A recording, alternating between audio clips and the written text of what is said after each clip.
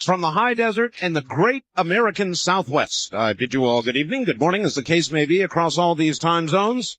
Just flashing across from the Hawaiian and Tahitian Islands in the west, east to the Caribbean and the U.S. Virgin Islands, south into South America, north to the pole, worldwide on the internet, and soon shortwave. This is Coast to Coast AM. I bid you good day. We can go just about anywhere you want to go tonight. Ebola, the subject last night. Officials in southern Texas, near Alice, held a quickly assembled news conference at about 8:30 a.m. Pacific time to tell all of us there's nothing to fear from the Ebola outbreak in the quarantine facility there.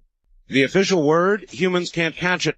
Now, they add to that, we're not 100% sure, and we're watching very carefully 8 of 35 workers who were exposed. They found 3 more infected monkeys today, and they're now saying they may have to kill all of them. And they're considering a new law that would ban imports of any monkeys from the Philippines. So they got out front on this one quickly and said, no sweat. This is not the human form this time. Now, there are 2 things to consider about this. One, that they are correct in all likelihood, and it is not the human form. But it keeps coming back again and again and again. And one of these days it is going to be, as you may have seen in that 60 Minutes piece, he said there was just this little tiny difference in the DNA molecule, or in this virus, one little tiny difference that made human beings not be affected by it. And the other, of course, is whether you believe them. In other words, under any circumstances, they would try to control it. And I think under no circumstances would they tell us. I know that's cynical, sounds cynical, but I just don't believe they would tell us. And most of the audience last night seemed to agree with that. So hopefully it is an accurate statement. Hopefully. And hopefully we're being told the truth. I don't know. I guess I'm getting cynical, huh? Ted Kaczynski's cabin in Montana, according to the FBI, is, and it was a small cabin, but just packed with evidence. Try 600 pieces of evidence, things that the FBI sources tell NBC and others tie Mr. Kaczynski to the 18 years of death and terror known as the Unabomber. The press is, I'm rather astounded at the way a lot of the press has been covering this. I saw a talk show, I think it was on CNN, one of the talkbacks or something, asking, is Ted Kaczynski a Robin Hood? What? A Robin Hood?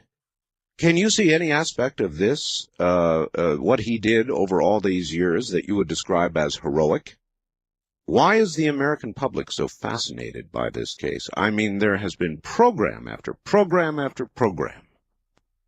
The only defense mustered up so far, I saw Jerry Spence again going at it, for Mr. Kaczynski, would seem to be what Jerry Spence argues is a lethal legal blitz. In other words, an intentional campaign to leak evidence to the press against Kaczynski, to indict him, in effect, in the press. That, of course, has been occurring, and there have been a lot of leaks. So it's kind of strange. From a fellow named Mike. Art, my name is Mike, and I'll eliminate the last name. And I listen to your show on 960 KZIM in Cape Girardeau, Missouri. That's Rush's home. My idea is doing a show about people's greatest fears. You could have the standard open line, but one of the topics could be people's fears. I'd love to hear of some of the fears people have, and see if I could draw any parallels to my own. In other words, for me, a fear of spiders. Anybody have a particular fear, your greatest fear? What is your greatest fear? Dear Art, on last night's show, that wonderful lady from Alberta, Canada, almost reduced me to tears. Never have I heard a more beautiful word picture of the American patriot. Her language, her tones, her assessment of the typical American's attitude toward his or her country absolutely were correct. But she was dead wrong in her appraisal of the Canadian patriot. During World War II, I served in the finest military organization in the world, the Royal Canadian Air Force. As an American in the RCAF, I can attest to Canadian courage and love of country. They may not be as vocal about it, or that would be about it, but their record in World War I, oh, well, listen, you don't even have to go into this. I'll skip the rest of it. There's no question about the courage displayed by Canadians. I think it was more a discussion of temperament, the differences in temperament between Canadians and Americans. Americans are simply more vocally passionate about everything. Frankly, we love to fight. By the way, we need to begin talking about this a little bit. April 19th, 3 years ago, Waco, 1 year ago, Oklahoma City. April 19th, folks, is Friday. The government installing metal detectors, more security, cameras, bomb detection at all kinds of federal buildings, and I've got a tip for anybody.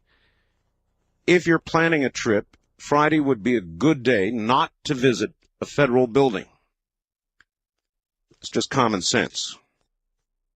Friday'd be a good day not to go and go down to the Social Security counter or unemployment or go report something to the FBI or whatever. How many of you expect a spot of trouble on the 19th? Just ask you straight out. Terrorists, like so many others, observe anniversaries, and this is one that seems to suddenly be observed. I imagine something will occur. I'm not sure what it is, have no way of knowing. Hope it doesn't, but I think, frankly, I do expect something. An attempt is going to be made, you might want to make note of this, to launch a Delta II launch vehicle on Friday. That's right, April 19th at 5:27 in the morning Pacific time. So if you're on the West Coast, don't miss this. The payload will be a Ballistic Missile Defense Organization's MSX satellite, whatever that is. If this launch occurs on time and the weather is clear, this ought to be a spectacular sight. The sky will be dark, but the missile will be illuminated by sunlight when it gets to the upper atmosphere. The missile will be launched on a north-south trajectory. So, if you have an opportunity, that really should be something at that particular time of the morning. And I'm sure without that information, we would have a rash of UFO sightings on Friday. Now, sticking for a moment with space, did anybody see it? New images from space, courtesy of the Hubble. And they are of something called the Helix Nebula from the constellation Aquarius. And they are amazing. Amazing. Thousands of knots of gas, kind of nobules of gas, racing away from what appears to be a dead and dying star, like comets. All of these, they almost look like, from, of course, this distance, they look like sperm. They literally look like sperm, tadpoles. But what are they really? Well, we don't know. They look like comets, or if you can imagine that, sort of a fiery tadpole. But to give you some concept of the scale of these thousands of little space sperm, for lack of a better phrase, each one of these is at least twice the size of our entire solar system. Now, I want you to think about that a little bit. Each one twice the size of our entire solar system. And when you look at things on this scale, you've really got to wonder how creation could be limited to this little globe, this little tiny speck in the larger scheme of things. And we are that, aren't we? Just a tiny speck. One of these little space sperms, sorry, that's how I think of them when I look at them, is twice the size of our entire solar system. And when you begin to imagine things and know the scale, it's just impossible to me that the process of creation would be limited to this planet. I know that collides with a lot of belief systems out there, but that's my thought or my thinking when I see something like that.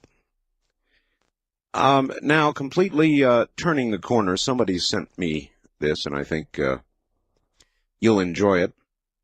The top 10 signs that you're about to get fired. 10. The collection envelope going around the office for a wife and kids has your name on it. This is a lot of job insecurity in the U.S., so this will no doubt help. 9. Coworkers suddenly asking to try out your chair. 8. Paycheck seems to be signed in pencil. 7. Your boss asks you, not including today, how long have you worked here? 6. Birthday gift from gang in office. Resume preparation kit. 5. Elevator guy says, yeah, sure. When you say, see you tomorrow. Office picture of wife and family replaced by Brady Bunch publicity still. 3. You're no longer allowed to join in reindeer games. 2. You work for Apple. And 1, the number 1 reason you know you're about to get fired. Your boss is standing over you right now saying, go ahead, smart guy, finish that top 10 list. I wonder if that's how he wound it up. There is an interesting court-martial going on. And I've got news here reported by the Honolulu Star, but it ran on NBC and a lot of others have run it as well. It involves 2 Marines who are refusing to yield up DNA samples. Now, all of the military services are requiring people to give DNA, ostensibly to be able to identify their remains. It is the modern-day dog tag. Right now, we can diagnose certain illnesses, Alzheimer's and such, by DNA.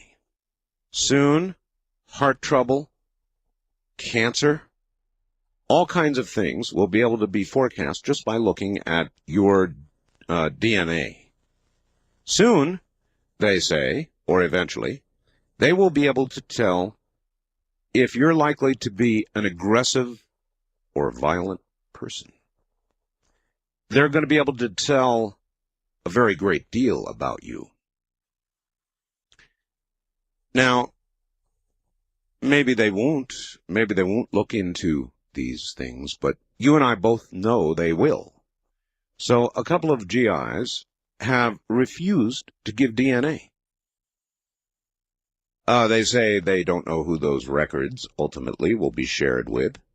The implications are gigantic. In other words, insurance companies. Who's going to insure you if some little hunk of DNA says you're going to get cancer? The answer is obvious, and these things have already begun to occur. One lady could not get insured, I think, because of a genetic tendency toward Hodgkin's disease. Now, the GIs are being court-martialed for refusing to obey a lawful order.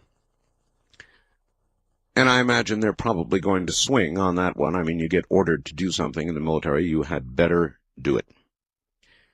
But for us out here, the larger question, would you give up a sample of your DNA to go into somebody's master file. I mean, who knows what they'll be able to tell eventually from that DNA? If they found a tendency to violence, then obviously they are going to keep a master computer file of those with that genetic propensity. In other words, your name could end up on somebody's better watch 'em carefully list. And these are pretty tense times, aren't they? So, how do you feel about the coming DNA revolution? I'm curious.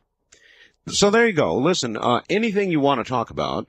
As an update, the fellow with the Bigfoot facts has not yet come back to me. There is, of course, a great probability that he only listens on Sunday, so we'll try then. We'll see. In the meantime, the fellow who sent me the facts about Bigfoot, if you're out there, get back to me, and we will proceed. Otherwise, I will presume, if not hearing from him tonight, that he only gets to listen on Sunday, and we will do it then, see what happens. All right. Having said all that, we'll be right back. All right. We've got time. Let's squeeze in a call now. West of the Rockies, you're on the air. Good morning. Art, hi. Hi. Yeah, I'm on Super Talk 1320 KCNR. Oh, why do you say that? Oh, I'm just hometown proud, I guess. I see. Okay. Well, Yeah. Indeed, they just went up on the Internet. I know it seems like calling a talk show like this has a lot more significance than it used to for some reason. Well, it does. There's no question about it. It does. I know, I just feel so empowered. It's really an interesting feeling. But I wanted to ask you first, could I suggest something for bump music that you play a lot? Always. Okay, do you have a Stevie Ray Vaughan album called In Step? I do not. Or have you heard, if you ever get a chance, the very last track, it's called River's Paradise. It's a terrific instrumental. Okay. And I wanted to ask you something about a call you had a couple of weeks ago.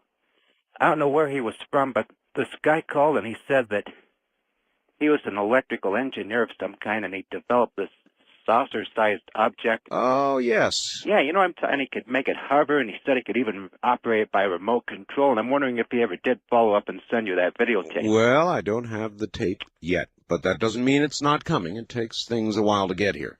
And he had to make it. So I'll let you know soon. If it comes, believe me, I'll let you know, and you know that I'll make a still photograph out of it, and we'll publish it and get it on the Internet. Can I ask you one more thing? Sure. Have you had any calls yet from England? Yeah, I had one last night from London.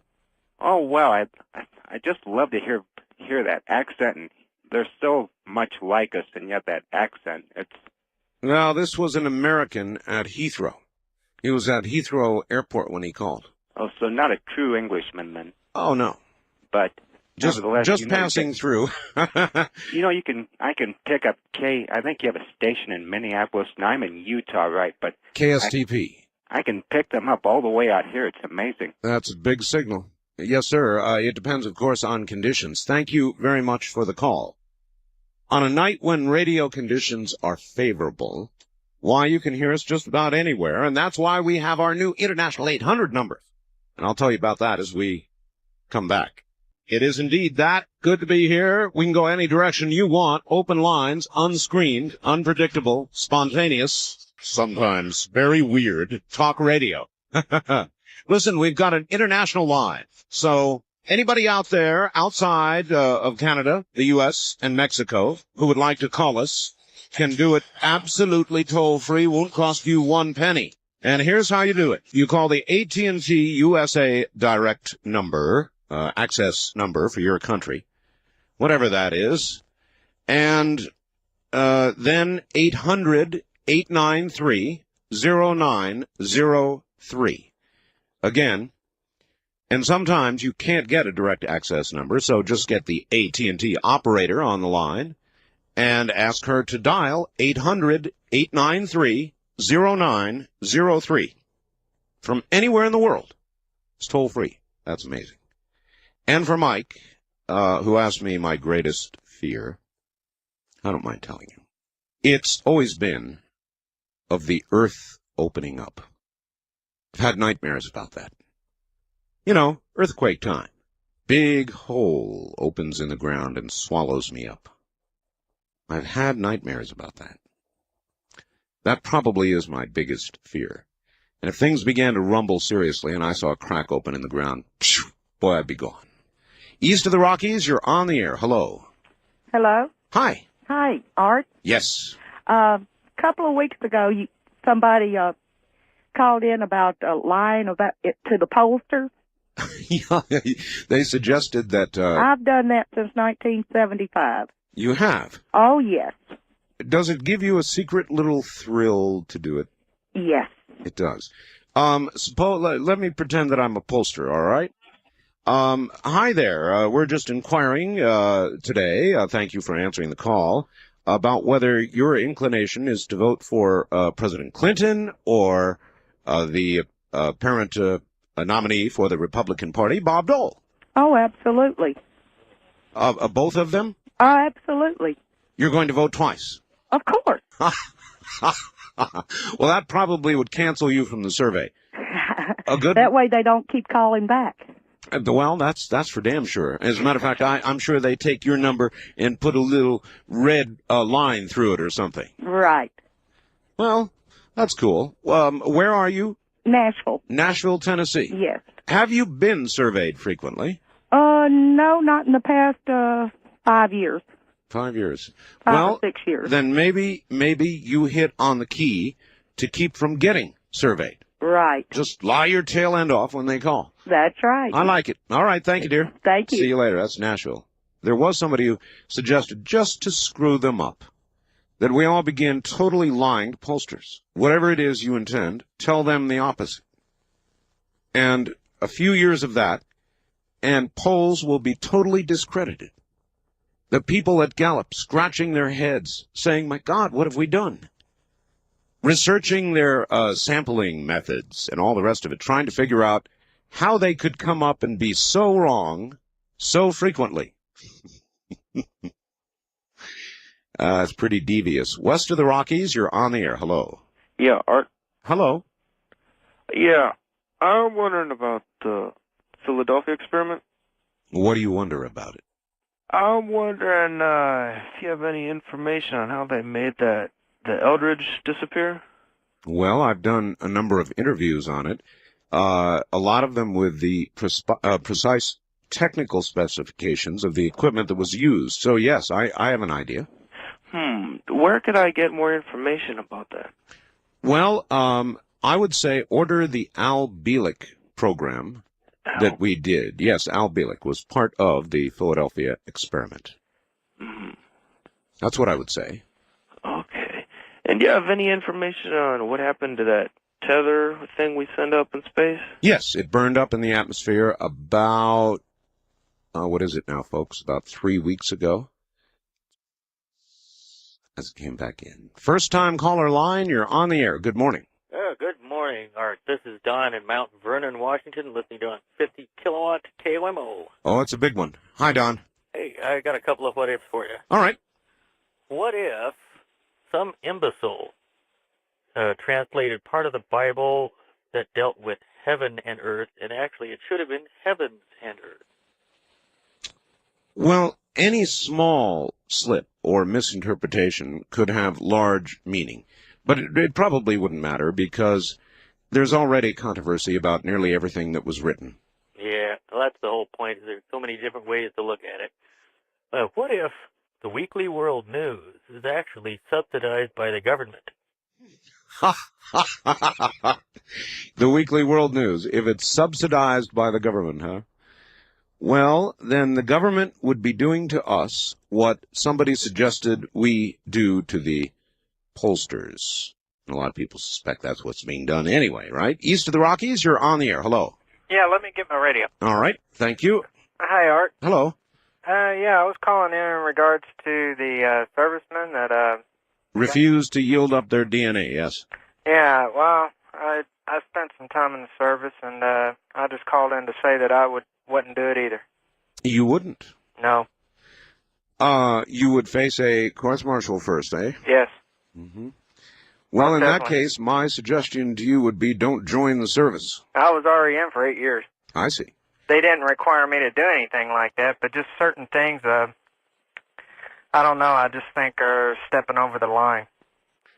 Well, Especially what can be done with it. The question is not whether or not, I was thinking the following. If they can determine, for example, a predisposition to aggressive tendencies and violence, out here in the civilian world, that would be considered a negative. But in the military, why, you might find people with a predisposition to being violent would be promoted faster than others. Yeah. Mm. Hey, I had another question about something. All right. The other night, I think you mentioned something about a girl sent you a fax in regards to that comet hitting one of Mars's moons. Phobos, yes. Yes, man, I tried all night to get in touch with you. I was trying to call in for the very same reason. I remember that mentioning that comet. Well, I'm going to get hold of him soon, but Gordon Michael Scallion has made a prediction that Phobos, the moon of Mars, one of the moons of Mars, will break from its orbit, which is in fact fairly tenuously tied to Mars, and head toward Earth's atmosphere. That would not be good. No, what you ever read any of literature on Nostradamus? Oh, yes. Didn't he make some predictions about something in the Indian Ocean? A comet or a large asteroid, an explosion in the Indian Ocean?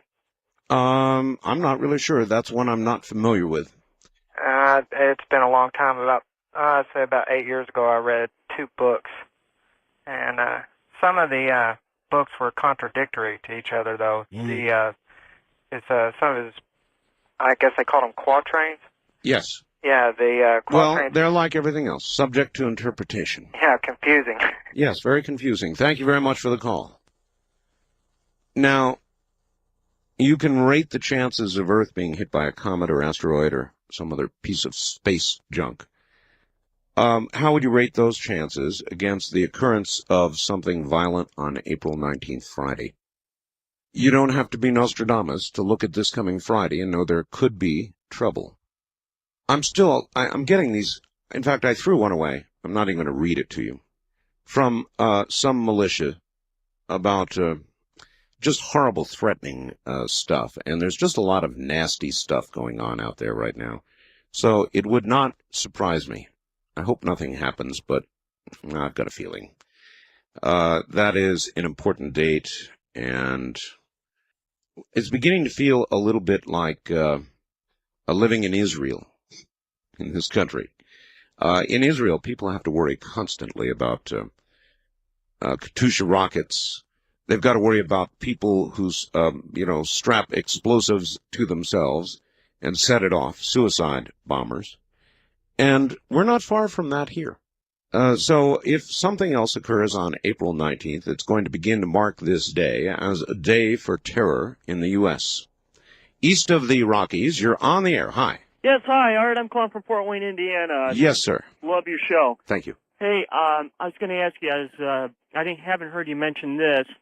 I heard there was like this big power outage in your part of the country. Amarillo. Yes, and it's like on the news I heard they said, well, it's like around Roswell, and I was wondering, did you hear what the cause for this was possibly? Yes, there was something involving a large substation. Uh-huh. And a saucer. Okay, a saucer. Would you say that? Would you say saucer? Yeah, I sure heard a big silence on the other end of the line. Yeah, I was kind of pausing to think there. Yeah, no, I just threw that in. Okay, you had Total me lie. It's like you're a pollster. Yeah, well, it's just weird. They just said, well, yeah, it just went out all of a sudden, and then it came back on, and I thought, well, that's getting kind of close to Art's territory out there. Well, it's Amarillo, Texas, is where it occurred, and we're on the air there in Amarillo, so thank you very much. Let's see if we can get a call from Amarillo. Yes, there is a report about a gigantic power outage. I thought I would throw the saucer in for effect. First-time caller line, you're on the air. Hi, Art. Hi. I was reading through a Newsweek article on the Unabomber, and I just kind of came across something I thought was kind of amusing. They say they want to try them in California or New Jersey, where you can get the death penalty. Right. I don't know. I guess think they probably do have their guy, but geez, as far as seeking the death penalty for somebody like this, why not? Well, Let's look at when the death penalty should be applied. Okay. It should be applied when you have murder with malice and forethought, when it is premeditated. And if there ever was a case of premeditated murder, it is what the Unabomber did. I'm not saying Kaczynski because he is not convicted, but should he be, that is the clearest case of premeditated murder I've ever seen. Cold-blooded, too. You've probably heard this. And why do we give people the death penalty? Why do we kill them?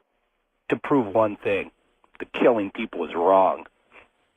No, that isn't why we have the death penalty. Well, that's kind of the way it ends up looking to me. We have it to prove that killing people is wrong.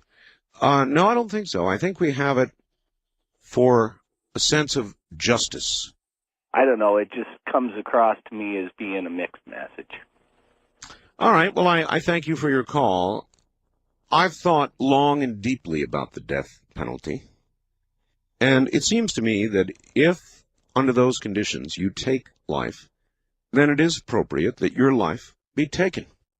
I'd rather live under most circumstances. Wouldn't you? I've said this before, a life in jail, not perfect, but always at least the hope of escape, the hope of somebody letting you out when you get old and gray. And between now and then, at least you have a life. Watch TV, read books, do whatever you would do in jail.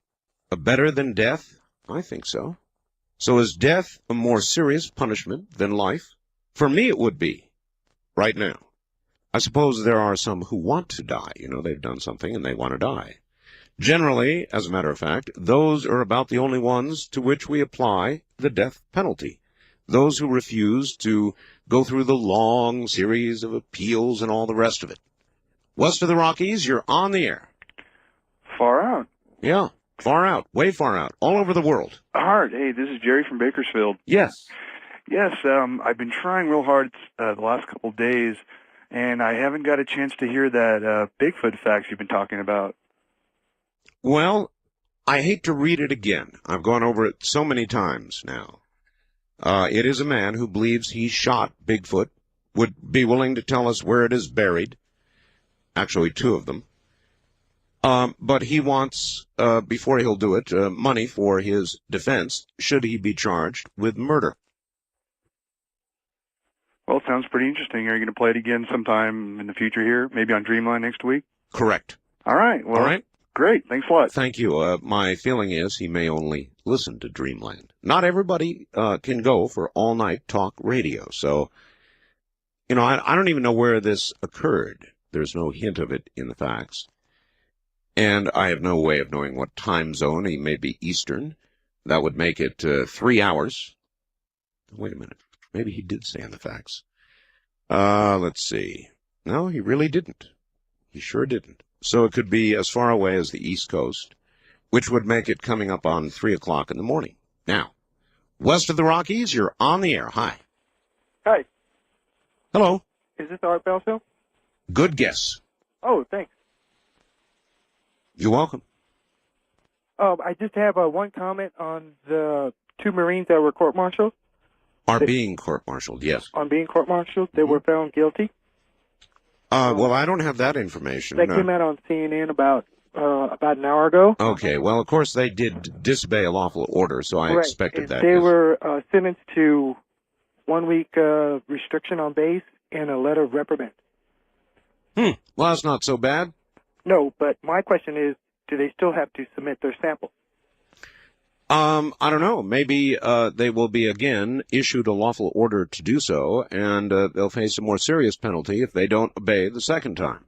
I can't imagine the military would just drop it, and I would imagine ultimately that if they don't yield up the sample requested, that they will simply be, for the convenience of the military, given their walking papers. A wild card line, you're on the air. Good morning. Good morning, Mr. Bell. You got the word answer for night 2 out here, Portland, Oregon. Yes, sir. I'd first like to tell everybody it's pronounced Oregon, not Oregon. Kind of getting sick of that. But listening to you relay that fax, I think it might be trash. It's kind of hard to shoot something at nighttime at 100 yards unless you have open sights. Well, now, wait a minute. This was the next day. Well, at first he shot it at nighttime. That is correct. They were spotlighting deer. Yeah. And so I figure, not that I've ever spotlighted deer, but I have night hunted, that he probably, let me turn that down a sec, sorry about that, that he probably is kidding, because unless they have open sights on the rifle and not a scope, it's going to be pretty hard to pick something out. And then the next day when he was saying he went into a plum thicket, it was like 50 yards, I believe he said. All right. And if it's going to be real thick to where he's going to crawl on his belly, his buddies out in the open from 50 yards, they're not going to be able to have that clear of a shot to shoot the, other female in the head, I believe. Well, I don't know how tall the thicket was, because the female was very tall. So yeah, maybe what you're saying. Yeah, so maybe she stood up above it. When she stood up, he said he shot, and she stood up at that point. Okay, that could be. We'll give him the benefit of the doubt. I was just kind of. I don't know. I mean, who knows? It's it's just an interesting fact. But I got no response today, so I think the odds are pretty good that whoever this is listens on Sunday. Well, I got my own business, so I'll kick in. I live out here in Portland. I can get a hold of the Bigfoot Research Center, and I'll kick in a grand there. Somebody, I'll challenge anybody out there to kick in some money so we can go ahead and prove this once or for all. Well, they are already offering, based tentatively on some confirmation of what's in here, to help this person out. So, if that was his requirement, then we have met it. And so we'll see what happens. Okay. Well, right. Keep up the good work, Mr. Bell, and thank you. Talk to you later. All right. We'll see. I really do understand why this person would feel that way, and it's one of the aspects that made me lean toward believing the facts, was that he would have a natural fear of being charged with murder. The only part of it that doesn't make any sense to me is, if this was a biped creature walking on 2 feet at 100 yards in bad lighting, why would you shoot at anything on 2 feet? How would you see enough of it to be sure that you were not shooting a human being? And if it was on 2 feet, I would think the automatic assumption at that distance would be that it might be a human being. And so you would certainly err on the side of caution and not take your shot. That's the one aspect of it that bothers me. But, who knows? I mean, really, who knows? Anyway, we'll see. We'll see if we're contacted. In the meantime, anything you want to talk about is fair game as we unfold talk radio like a freight train running through the night. More in a moment. Once again, here I am. Well, folks, you're not going to believe this. But I have on the phone the author of the facts about Bigfoot. He's on the phone with me. And I had to talk very hard to try and get him to say a word or two on the air. And he's going to. You may recall the facts. For those that don't, I'm going to read it. I'm going to read the facts. And then we're going to go and say a couple of words to this man. And I am dying, as you are, of curiosity. Dear Art Bell, I know where 2 Bigfoots are buried. In 1973, 2 friends and myself were out hunting at night using spotlights. Came across one Bigfoot in an open field. He was about 100 yards away. 2 of us shot and dropped him. He got up. We fired again. He went down a second time. He got up again and started for the river. This time he was about 250 yards out. We fired again, hit him, but he did not drop. The next morning, we returned to the area and started to track him. It was easy since there was a lot of blood. We followed him down the river for about a half mile, came up on a large wild plum thicket. The blood trail went in there. We flipped a coin and the odd man went in. It was December. There were no leaves. I crawled in on my stomach. And about 50 feet in, that's 50 feet, I met with the female. Thank God for the .44 Magnum. It took 3 shots to bring her down. Each time I fired, she went backwards. She stood up, and my two buddies each fired, hitting her in the head. That was the end of it. We found the male dead in the thicket. Female had the same body as that of a human, sex organ, breast, and so forth. Male had the same type of organs as a human. The difference, though, was that of the face that looked like a cross between a human and ape. The male was about 7.5 feet tall, his weight about 350 pounds. The female, 7 feet tall and 300 pounds. Since they looked so human, we decided to bury them. We felt that we might get charged with murder. All three Vietnam vets were snipers, so we knew what we were doing. We took 10 Polaroid photographs, pictures. If you want to talk to me, then I will fax you my number. Just say the word bugs, and I will fax the number to you. If I agree to show you where they are, and if I need an attorney, your company will pay the bill. That is the only way.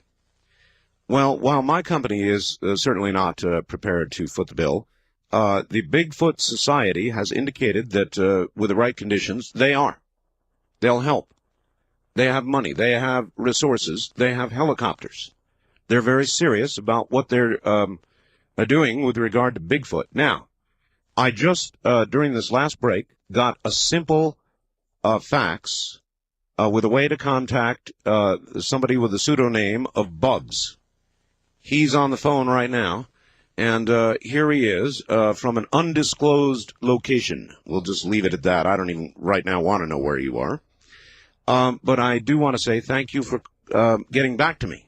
You're welcome. I was afraid that you only listened on Sunday evenings and that you wouldn't be up this late. Well, I was already asleep. My wife was listening to you, and she woke me up. Woke you up, eh? All right. There's a lot of confusion. People misheard the fact. Some people thought it was 50 yards in that you crawled. It wasn't. It was about, according to the facts, 50 feet, correct? Right. Now, this thicket was, I would say about 50 feet wide by 150 feet long. It was in a draw or ravine or whatever you want to call it, and you could not see down into it, but there was no leaves, so you could see what was in front of you. All right, let me take you back before this, if I can. The only part, and you may have heard me or your wife may have heard me mention this, that I had a hard time was that the first shots that were taken apparently were taken at night from about 100 yards. Right. And I take it what you had in your sights was a biped of some sort up on two legs, right? Right. Well, when we first seen what it was, we seen the eyes. It was basically reddish. At first, we thought it could be a deer. The eyes were similar, and as we got closer, it was probably, I assumed it was in a crouch or kneeling position. And as we got closer, we came around a bend in the road that went into this flat area that run alongside the river, and it was a plowed field. And we were able to see, as we got closer, when we hit the lights, the pickup lights hit it first, brought the spotlights on it. We're using 500,000 candle-watt quartz beam lights. Wow. Back in 1973, we did this basically professionally because we were hunting coyotes, bobcats, coons, that sort of thing, because they were bringing a lot of money. I've got you. And as we come around, like I said, when the lights first hit it, we thought that it was a deer with the eyes. And as we got closer, we could see it was something crouched. And when we stopped the pickup, it stood up. All right, so at first it was crouched down on all fours. I wouldn't say it was on all fours. Or you mean kind of crouched down like you... kneeling or something. All right, I've got you. Mm-hmm.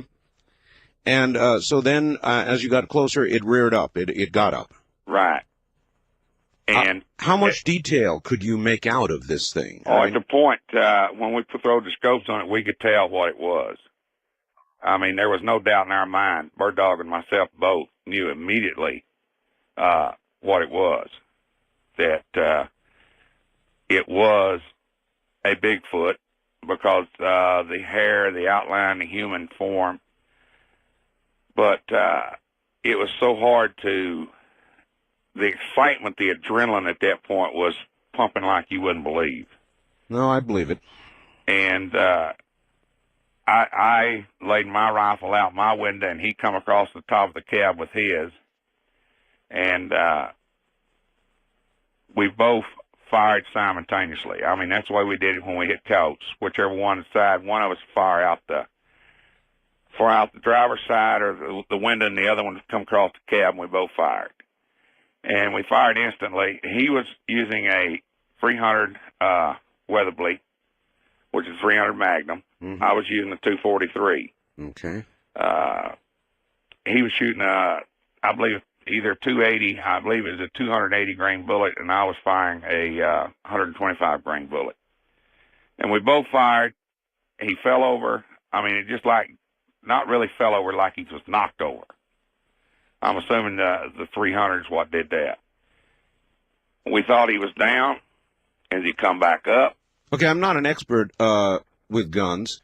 I know something about them, but I take it these are of a caliber and velocity that would bring down any normal animal, right? Well, the 300 bring anything down in northern United States, in North America. Okay. The 243, no, it's not. It's more of a varmint weapon. All right. But the 300, I mean, you could probably bring down an elephant with it. Okay.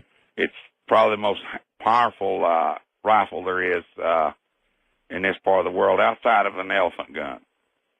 And the animal got up, stood on his hind feet, started to run away from us, and we fired again, and again it was just like something pushed him down. We knocked him down. And again we thought he wasn't going to get up, and we opened our doors. I did, and stepped outside, and Bird Dog come around the front, and he jumped up and he took off again, and this is when we fired the third time. And we hit him again because he kind of lurched forward, but he was further enough out that he went across. He hit the fence and it just rolled across the fence, and he got down into the river there, and he was gone. Now, this was all at about what time of night? I would say probably about 2:30. 2:30 in the morning. All right. Mm-hmm. So that was at the end of what occurred that night. Right. We didn't. We didn't do any more looking for him that night because this thing is bigger than both of us put together nearly. Yeah, I wouldn't go in there. And we knew that he was hit. We knew that he was hit bad. And so you figured he wouldn't go very far. No, he's not going to go very far. So I mean, been hit at least 3 times or 4 by both weapons. He's not going very far. Right. And he didn't. You came back when the next day, roughly? Oh, we didn't even go to sleep. We just kind of drove around until sunlight. I see. And I would say probably 7:30, 8. We arrived back over there. We picked up the blood trail. Bird Dog was a tracker in Vietnam. It was very easy for him to follow the trail. And we went down, I imagine about a half a mile, something like that. Mm-hmm. Come up on the thicket. And that was when we went in after it. All right. You're the guy, you flipped a coin to see who would go in, odd man out, right? Yeah, I never was very lucky. So in you go with a 44 Magnum. Right.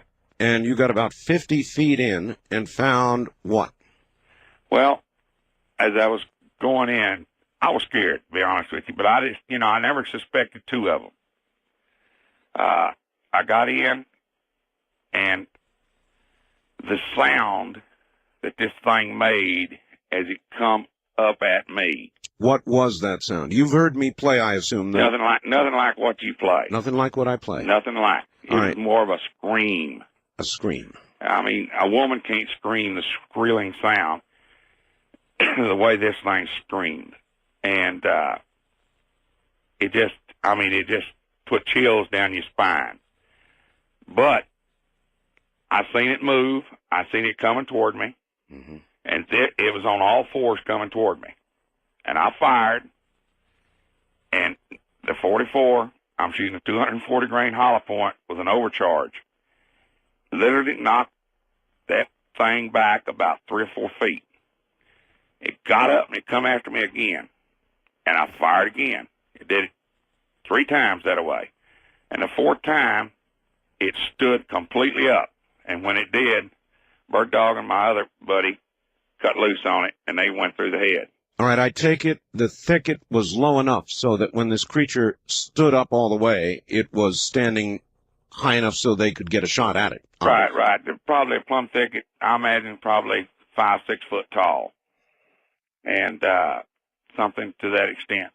Well, it dropped and didn't make no more sounds, and I got closer, and I seen it wasn't breathing, so I knew it was gone. And about another probably 10 foot on the other side of it, I seen the other one laying there. And so it took all 3 of us to drag them out. They were that heavy. And then when we examined them, we got scared because the organs, everything, it was just like a human body with hair on it. Oh, that was going to be my question. It was covered with hair? Right. It had a kind of a brownish red hair. Brownish red. And you estimated the weight, I think the male about 350 pounds, the female about 300, huh?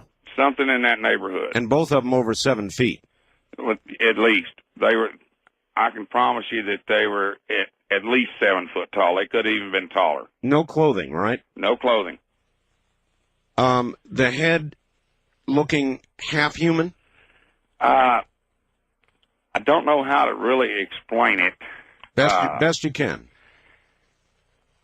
It had a nose similar to a human's nose, but the mouth similar to an ape. The eyes, half human, half ape looking.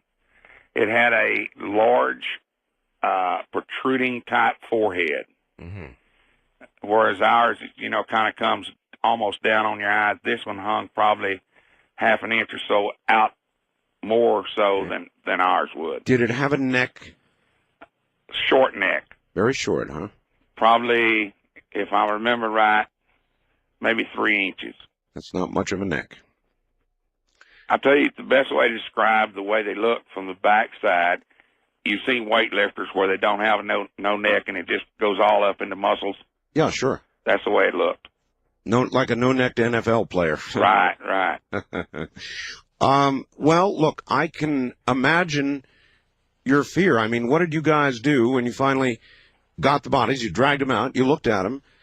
What was the conversation like? Well, we started talking about what are we going to do? Should we notify somebody, or should we bury these suckers, or what? Right.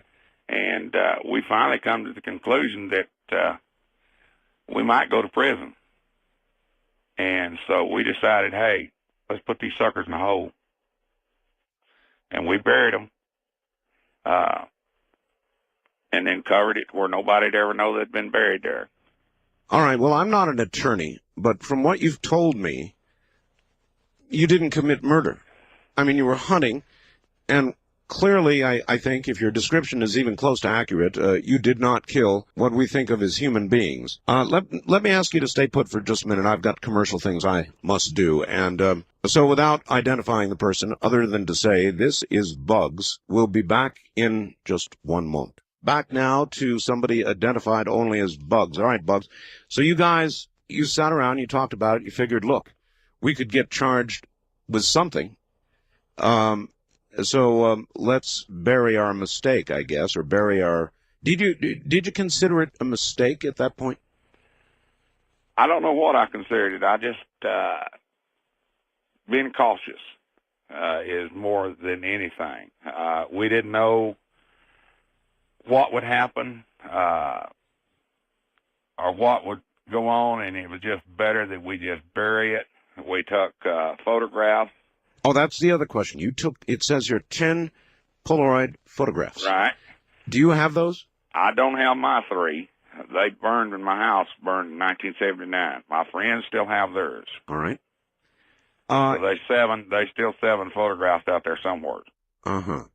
So you feel you could return to the area, the site where these creatures are buried? I know exactly where they're buried.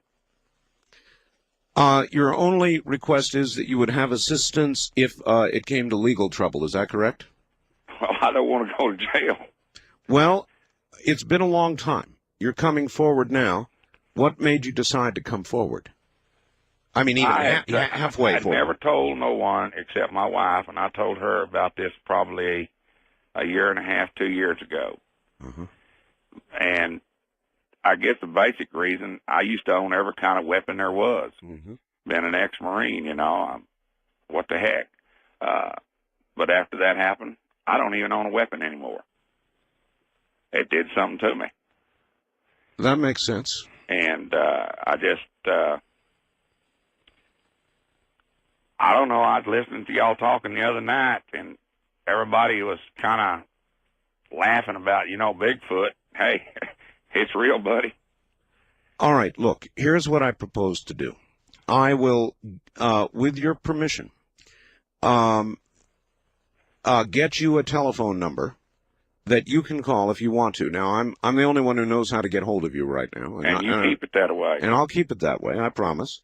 What I will do is I'll contact the people at the Bigfoot Project, and if you want to proceed, I will then give you their number, and you can call them and take it a step at a time with them. How does that sound? Well, that sounds fine, but I'll tell you, I still have to talk to my other two friends. They no longer live here. One of them, well, let's put it this way. If I told you where the other one don't tell me. But they no longer live in this town. Well, if you know how to contact them, why don't you go ahead and do that, and see if they feel the same way you do or not, and we'll proceed from there, Bugs. But it'll have to be unanimous with all of us. All three of us will have to agree to it. I understand. I appreciate your coming forward. I'm sure you'll hear some comment about it, and I appreciate your telling the story. So all I can tell you is I will protect you. I will tell you this much, Art. The day I die, I will have a map where it's at. So well, maybe I'm 51 years old now, so it's not going to last forever. All right, sir. I've got to take off. Thank you very much, Bugs. You're welcome. Get a good night's sleep, if you can. Well, there. Surprise, surprise, surprise. It is. Here I go again, right in the middle of it. Man, wasn't that something? Well, listen, I took the opportunity to talk to somebody during the break who knows about shooters, hunters, and he said what you just heard was a real McCoy. I'm not a hunter. I'm not a significant shooter. I know how to shoot. I've done a fair amount of it, but I don't hunt. I've never hunted, ever since I killed a squirrel when I was very young. But I think what you just heard was real. I thought the facts was real, and I thought what you just heard was real. So I don't know. That puts me seriously in the middle, but a promise is a promise. So I'll proceed exactly as I said I would. I don't know. What do you guys think? There are many of you out there I know who are far more familiar with hunters, and you listened to the story as I did. What were your impressions? What have we got on our hands here? How would you proceed? Talk radio. Man, oh man. Incidentally, while we're on the subject of talk radio, a piece of news just came in from the wire service. I think it's probably Associated Press. And I'll read it to you as is. A man has been arrested for allegedly threatening radio personality Howard Stern. Police in New York say Samuel, it's C-A-L-L-E-A, of Buffalo, New York, was waiting when Stern arrived this morning to do his radio program. He allegedly shouted, quote, "I'm going to kick your ass. I'm going to kill you," end quote. Stern's bodyguards, didn't know he had those, asked the person if he had a weapon. Police say he replied, "Yeah, got a shotgun in the trunk of my car." The bodyguards called police, who arrested the man and issued him a summons charging weapons possession and criminal trespass. So Howard had a bit of a scare, I guess, today. Thought I'd pass that on. Talk radio is a strange medium. And it's the kind of place where anything can happen, as was just demonstrated. I don't know, you tell me. What do you think we've got here? First time caller line, you're on the air. Good morning. Yeah, hi Art. This is Mark in Seattle. Hi, Mark. I had a question for you about your Cusco bumper music. Yes. there's a piece you've been playing for about the last 2.5 years I've been listening to you, and it starts out with a pounding drum beat, and it's not the one that was just on. And I was wondering. Oh, yes, if you could tell me what the name of that one was. And Africa. Pardon me? It's called Africa. Africa. And which of the albums is that on? I can't remember. Okay. But it's called Africa, so obviously if you go into a music store and look through the albums, that's what you look for. Okay. Thanks, Art. All right. Thank you, sir. It might be Permac 2. That's just a kind of an off-the-hip guess. West of the Rockies, you're on the air. Hello. Hi, this is Ron in Montana. Hello, Ron. I got a couple questions. Yes, sir. My understanding on this guy with the Bigfoot issue is they were out at 2 o'clock in the morning. Yep. And when they first saw this, why are they hunting at 2 o'clock in the morning? Well, they were hunting for money. They were actually out killing for money. If you listen, did you listen to it? I was getting bits and pieces of it. Okay. My station drifts in and out. Oh, I see. How did the tone of the story sound to you? Well, it sounded realistic. I guess I'm just concerned with the responsibility of these hunters.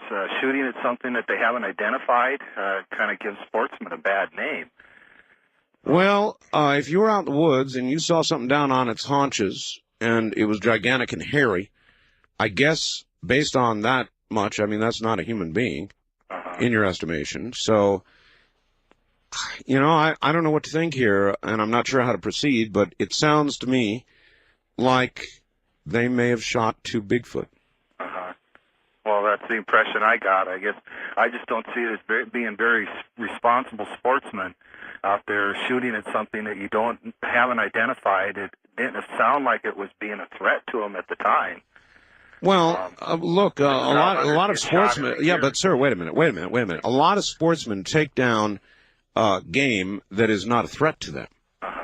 That's. But they usually have a license about what they're shooting at. Yeah. Well, all of that aside, I mean that is fine. Not responsible, maybe not. I don't know.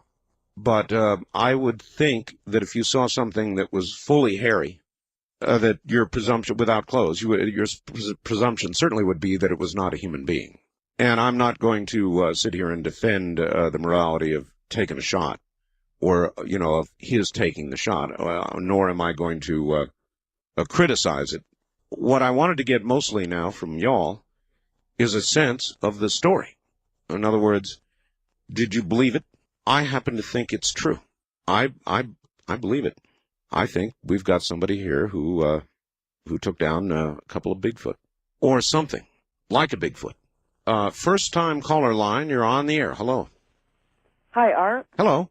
I was listening to the story about the guy with that supposedly shot Bigfoot. Yeah. And with a couple. Yep. And I do believe him because my father used to travel a lot. He was a truck driver, and he had told me one time that he thought there was an animal on the side of the road, which he thought was a deer that was crouched down. He's seen the eyes, like a deer with the headlights was hit the eyes. And then it got up and walked on its 2 feet, and it was around 7 foot tall. And matter of fact, from that day on, he was an avid Bigfoot fan. I mean, he bought magazines and researched on his own a lot. Sure. It would drive you to that, I'm sure. Yeah. I don't know. The story just unfolded correctly, I thought. I'm not a hunter, so I can't judge that aspect. Well, I'm not a hunter either, but if you shot something like that was close to human, half human, and reasonably half ape, you would probably react the same way they did too. I would think I'd be scared to death. I'd probably bury the thing too. I know, that's what I said the other night. And coming forward, he has to prove himself now. Well, no, that's he follows up on it. No, that's right. Thank you very much for the call. That's exactly right, and I might have done the same thing. And I might have taken the shot too. I don't know. I'm not a hunter. I guess I wouldn't have, because I wouldn't be out there hunting. But I don't know. To me, the story had, layman me, it had the ring of truth to it. Now, what I would like to hear from is some hunters. I mean, You guys speak the language. Was this guy, did he seem to be on the level to you? Sure does make me feel in the middle of this. East of the Rockies, you're on the air. Hello. Hello? Hello. Who's this? Who are you expecting? Arbel? Bingo. Hey, how you doing? I'm doing fine. Turn your radio off. I already turned it off, sir. That's good. I'd never believe I would get on the air. Well, I've been listening to your show for like about 6 months, and I think you're a real good announcer. About the Bigfoot, are you guys still talking about that? Whatever you want, sir. Oh, okay. Well, I believe that guy compared to that other guy that talked about that story about UFOs. I beg your pardon? Yeah, about a couple nights ago. I'm a little bit excited though. This is first. Call toll-free 1-800-618-8255. No. You're not allowed to use your last name on the air. Oh, I'm not. Oh, so I just had to take all that out. So let's start again. Your name is Joe? Yeah. All right, Joe. That's all we need is just your first name. Oh, okay, I'm sorry. Anyway, you listened to the story that man told, didn't you? Yeah. And? Well, I think it's 100% believable. You do, huh? Yeah. Have you ever done any hunting? No, but I got a friend that does, and I'm gonna tell him about it. Tomorrow. All right. All right. Thank you very much. We'll look forward to that. I want to hear from some hunters. That's one of the only ways I can quantify this story. I'm just a layperson in this area, and to me, it sounded legit. But I'd like to hear from some hunters. West of the Rockies, you're on the air. Hello. Hello. My name's Paul. Hi, Paul. And I'd like to read you something here. Read me, please don't. What is it concern? Oh, well, it's civil rights. Civil rights? Yeah. You want to read us our civil rights? Well, it's kind of like it's a law that enforces our civil rights. It's a law that enforces our civil rights. Yeah. Why would you want to read this to us? Well, let the people know that they have civil rights. Right to enforce a law that will keep people from taking their civil rights. A law that will. Oh, I thought that was the Bill of Rights. Well, true, but this is out of the law books, Crime and Punishment. Uh-huh. Well, thank you very much, but we don't read on the air. If you want to have a discussion about something, you're welcome to do it. But I have found generally, when people read on the air, it just doesn't work out. I think most people are aware of what rights they have. As a matter of fact, people are very aware of the rights they have. Not so aware of the responsibilities that should come with them. First-time caller line, you're on the air. Art, how you doing? I'm okay. I got a little complaint here. I don't think you was on Sunday night here. I'm in Seattle. This is Jim. Well, Jim, when they have sports or something else, it offsets it. So that happens. You was on here, but it was a rerun. A rerun of what? Of one of your old shows. Plus, you're on two stations at the same time. It's real confusing. We know. We're on KVI and Como. Yeah. Well, at 1 o'clock in the morning during the week, we switch over to Como. I think you start at 11 o'clock on both channels, don't you? Well, maybe that's right. Now, maybe they have changed that. I'm not exactly sure. Thank you very much. No, I think it was live. When we are live, they carry us live. And then, of course, on the weekends, there are some repeats. West of the Rockies, you're on the air. Hello. Art. Yes. Thoroughly enjoyed your book. I beg your pardon. Oh, my book. You liked it, huh? Yeah, I did. Good. I'm glad. Oh. It's the new Mother Nature. She's taken over. What's the new Mother Nature? The one that's going to get us all. Going to get us all? Doomsday? We got a long time for that. The end of the line? We got a long time for that. Oh, good. We're all worrying for nothing. All right, thank you. Strange. First-time caller line, you're on the air. Hello. Hello. Art? Yes. Oh, sorry about that. Just wanted to call about this Bigfoot thing. What do you think? Well, I have a hard time believing it. I have to agree with the gentleman who called in and said it was giving sportsmen a bad name shooting what they weren't sure they were at. Yeah, but that is not the issue. The issue is whether or not. Well, I mean, that's what's putting doubt in my mind. If these all are the hunters they claim to be, I don't believe they would have shot something without identifying it first. So that throws the But wait a minute now. He did identify it to the degree that it was in a crouch. It had a totally hairy body, and didn't look fully human. Now, that's pretty animal-like. Okay, well, I came into the story late, so if you could maybe clarify. Oh, I see. So you didn't hear it. Yeah, if you could maybe clarify one. I heard the last part of his call. Oh, all right. Well, then thank you for the call, but obviously you're not going to be able to reasonably comment on it. I swear I'd play it back if I had the ability to do that. I should have recorded it so I could do exactly that. Darn.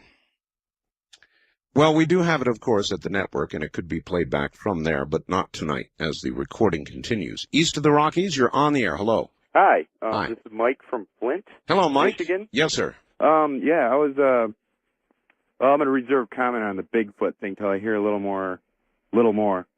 But, I was calling, this is kind of a strange story that I read in one of the, actually one of the tabloids, but it was sort of off the wall that there is an element of truth to it, I think, because it involves, were you familiar with the 60s rock band Iron Butterfly? Sure. I don't know if maybe some of your listeners have heard this, but like their bass player, after the group broke up or, whatever, was some sort of like a computer wizard, and evidently just a couple of years ago, I mean, I guess he made quite a decent amount of money. A couple of years ago, according to this article, he came upon worked out some sort of program on this computer, some sort of big deal. They didn't really explain it too well. I'm hoping maybe somebody out there will know, but evidently it involved faster, this is what it said, faster than light communication, which is pretty bizarre. Faster than light, anything is pretty bizarre. But this then evidently now the guy is missing. He's that was the main crux of the story, was that he was missing. Vanished? A victim of his own new calculations, perhaps? Possibly. Evidently he left a message on his phone machine saying that he was going to kill himself. But. Oh. So maybe, or, but I don't know if he ever turned up somewhere. Nobody has found the body. What's that? I said nobody has found the body. No, like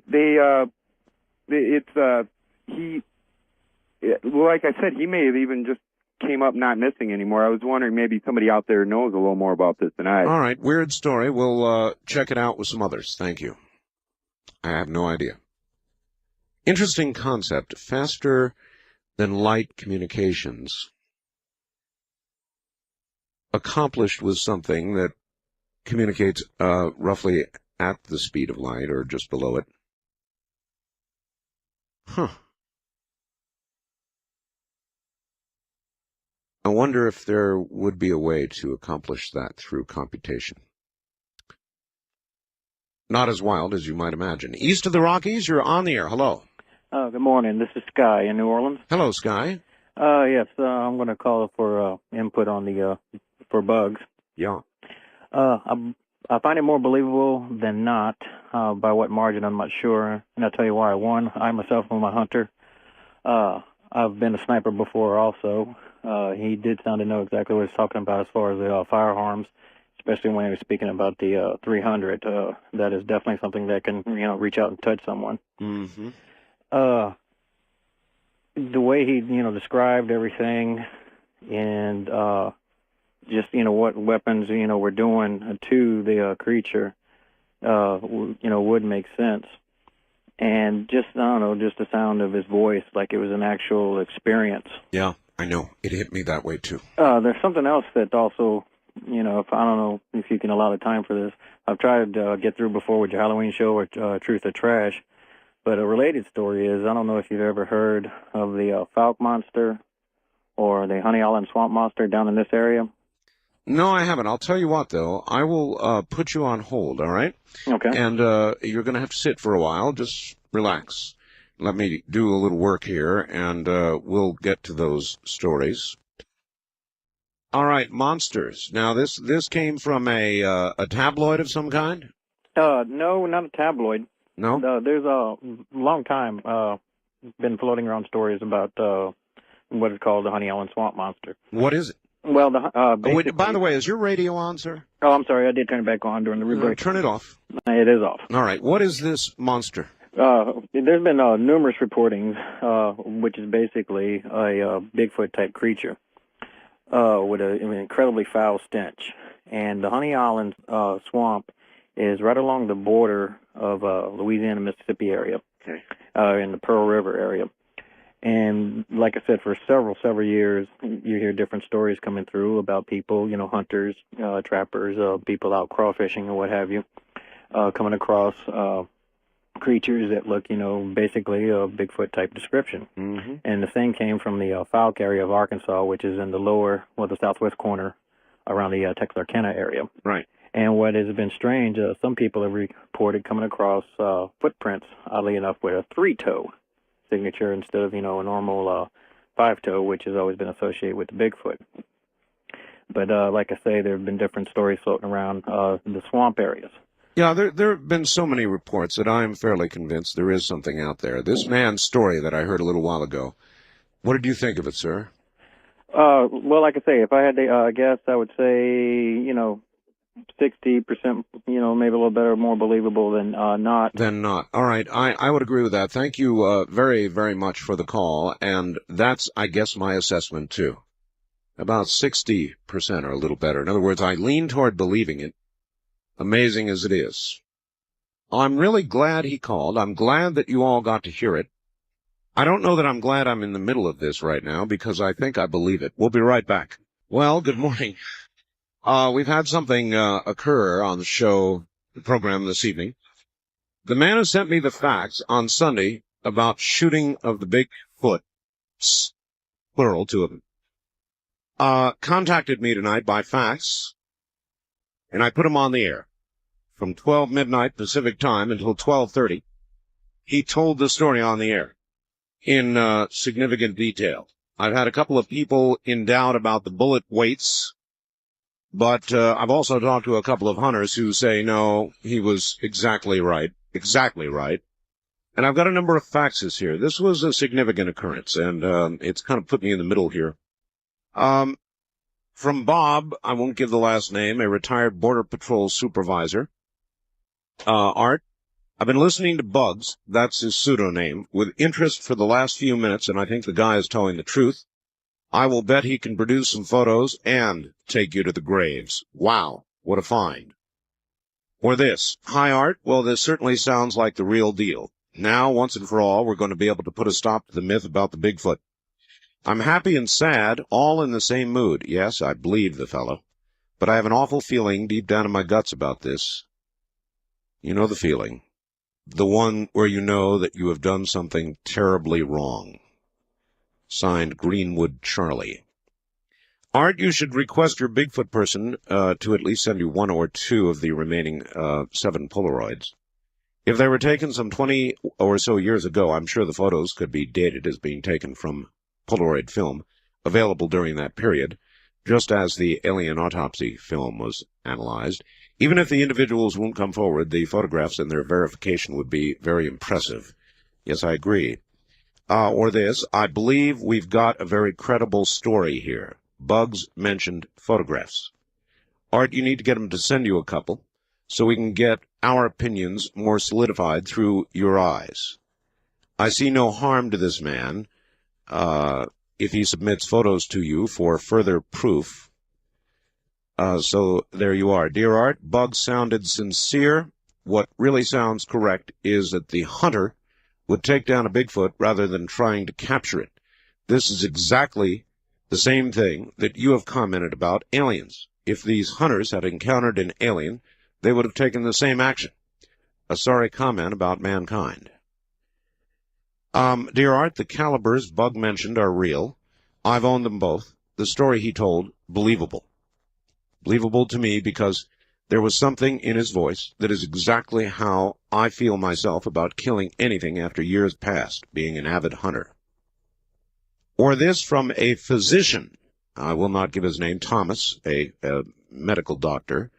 Ballistically, Bugs describes accurately the reactions of a large wild animal to the energy of the various bullet hits to the creatures. So, I'm sorry if you did not get to hear it. It was an amazing half hour. I kind of feel in the middle of it now, very much in the middle of it, and it would have been a lot easier in a lot of ways had it not been so apparently realistic. West of the Rockies, you're on the air. Good morning. Hi, Art. This is the Italian Stallion. Boy, is it raining down there? No, the wind is screaming, though. Boy, I just had to say, you're just so wet tonight on this story, and these people are so naive. I mean, you're talking to a person that has a dream to have an expedition and go hunt Bigfoot and write books and stuff, and right now I don't have the funds, but I can tell you this much. Okay, the guy knew a lot about guns and stuff. I reload myself, and I know and steady ballistics and stuff. Okay, so what? Yeah, he shot at it with the 243 and the 300 Weatherby. I mean, I wouldn't shoot anything that was like a beast with the 240. Well, that's what they had there, I guess. I mean, they were hunting various game. If you heard his explanation for profit, and so that happened to be what they had on hand. I don't find it unusual that there would be different caliber weapons on hand, frankly. Wildcard Line, you're on the air. Good morning. Yo, Art. Hello. I tuned in after the show was on to about 12:40 was when I tuned in, but I had an experience up in Northern California with a friend of mine. We're headed up to Reno and about Bigfoot, and I just wondered if you might be interested in hearing it. And briefly, yeah, sure. Okay, well, we were on our way to Reno. We're up by Mount Shasta, about 25 miles out in the woods. By the way, I contacted Ray Crow and told him my story, and he believed me. And we stopped to rest, and we got out and started to walk around, looking around in the forest and stuff. And there's like an old fence up there. We saw a long strand of hair, it's probably 2 feet long. And we took that and said, oh, this must be an elk or something like that up here, a horse or something like that. And so we discarded it, and we went back into Mount Shasta to talk to some people at the store and get some groceries and things, and they told us that there was no elk, and up in that area there's no horses or anything that are ridden up there. It was a real dense forest up there, and we wish we could have kept that hair, and we just threw it out the window as we were going back to Mount Shasta, laughing about it. Thought it was probably just horse hair, and they said no, but there have been sightings of Bigfoot up there. And we heard some noises down in the brush, so we went down to investigate during that time, and it was like a grunting sound. And we went down in there, and it would move away from us. And when we come back up to the car, just before we left, it was right back in the same area, making sort of like big, heavy grunt noises. And by that time, we said, we're just going to get in the car and get out of here. This is too weird. But that's the only encounter I've ever had with something that could have been Bigfoot. But well, what did you think? Oh, you say you didn't hear the story. No, I didn't get a chance to hear that. Yeah, that's really a shame. All right, well, what we may do is we'll pull that half hour in the morning after the program and prep it and perhaps repeat it for you tomorrow night somewhere in this hour so I can be sure that everybody has heard it. I think that what you heard was a significant occurrence. That's my take on it. And if I were a betting man, and I don't think I would put money on this one way or the other, but if I did, I would bet it was the real thing, and I would bet this man could lead us to those graves. That's what I think. It's just a feeling. I mean, I listened to his story, and I thought I was impressed by it. I thought it was real. As I thought the facts was real, I think the rendition we got on the air was added to my impression that what we're hearing is real. West of the Rockies, you're on the air. Hello. Hello there. I guess we missed him. First-time caller line, you're on the air. Hello. Yeah, this is Herb from Nelchina, Alaska. Boy, all of a sudden Alaska's in here hot and heavy. Yes, sir. Well, you know, I've been listening to this thing on Bigfoot all night, and it's really intriguing. And I'm a retired big game hunting guide and lived in Alaska a long time. And I find a few things wrong with Bugs' story as you related it over the air tonight. But I think that the passage of time, you know, hassling over these different bullet weights and everything. Well, I thought that was... You know, anybody in 20 years can get turned around on that, especially if they're not real experts at reloading and things like that. My only question with the whole deal is that, you know, over the past 30 years or so, 35 years, there's been a number of sightings and a lot of publicity on these Bigfoot and abominable snowmen and all this other thing. I think that it's ironic that the fact that Bugs went into details about the calibers and everything, he didn't mention the smell or the stench of these animals. And that's the only question I have in the whole thing, because one, I do believe there are such critters, whatever they may be, in existence, because there's just been too many sightings, and yeah, there's something to it, obviously. Sure, but the key to the thing, and I just heard where Bugs refaxed you and he's withdrawing. I don't blame him. Well, you know, here's the deal. Not entirely. I mean, he offered me the opportunity to go out there if I wanted to. Yeah, but see, that's not going to get the job done. If this actually happened, and I have reason to believe that maybe it did. Yeah. This would be such a contribution to the scientific community. But if it turns out that way, see, if you put yourself in his shoes, a lot of things could happen. They could dig up the remains of this thing. They could run genetic tests. Sure. And maybe they couldn't discern between a human and whatever this was. And if that was the case, he could end up getting charged. Well, the thing of it is, you know, there's been some folks this evening that said that, well, it was unethical to hunt at night. Well, predator hunting at night under light is legal in a lot of states. It's an accepted method of hunting predators. But, and, you know, he indicated that when they hit it with the light, you know, it stood up. Yep.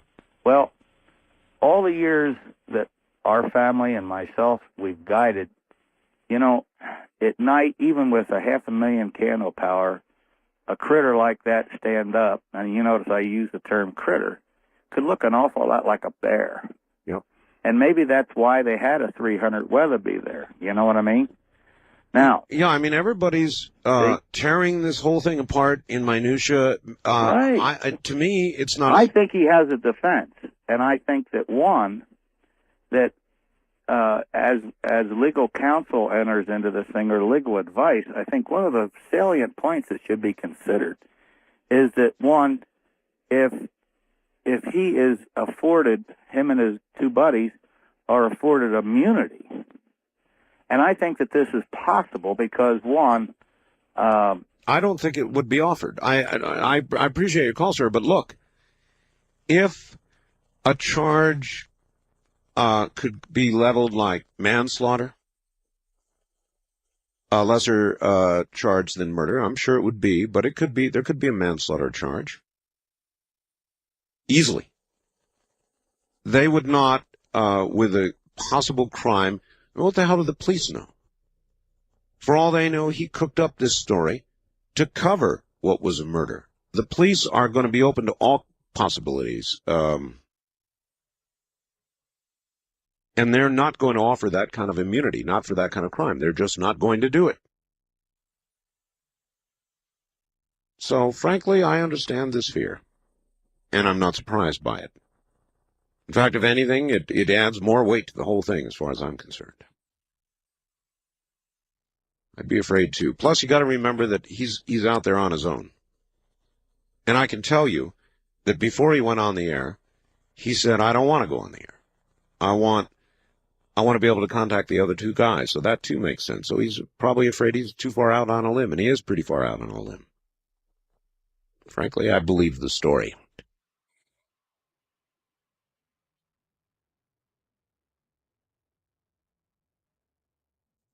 Can speaking an ancient language cause psychic disturbance, injury, or even death? It can, if it's the secret language of the Church of Satan. Find out more in the October issue of the After Dark newsletter. And you can also read about voodoo, ghosts, and my editorial on the zombie at the traffic light. Call right now, 1-888-727-5505, or go online at coasttocoastam.com, and you'll also get a free CD of Art Bell and the Philadelphia Experiment, with donations going to Al Bielek when you call 1-888-727-5505.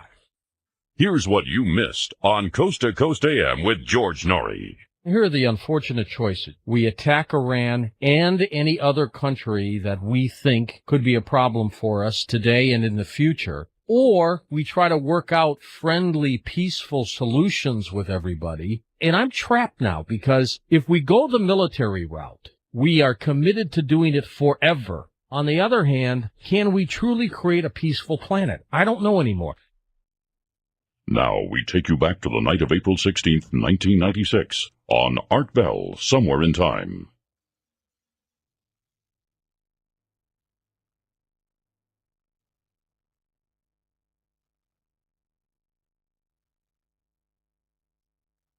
East of the Rockies, you're on the air. Yeah, I had a question about, this is Tillman in Nashville, by the way. Yes, sir. I believe the guy's story about the Bigfoot. I did too. But wouldn't the bodies have decayed by now? That was like Yes, of course they would have. But decayed beyond identification? No. I mean, you can probably exhume, since it was buried and wasn't there for scavengers, you could probably exhume and do genetic testing and other type of testing. So you think they could find some of the remains? Sure.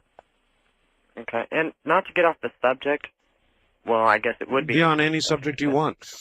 The guy that wanted to know people's fears. Yes. I work for the post office, and I have a big fear that You, sir, are people's fears. well, I have fear of some of the people I work with. Yeah, that's what I meant. All right, thank you very much. A postal employee. Did any of you see Naked Gun 33 1/3?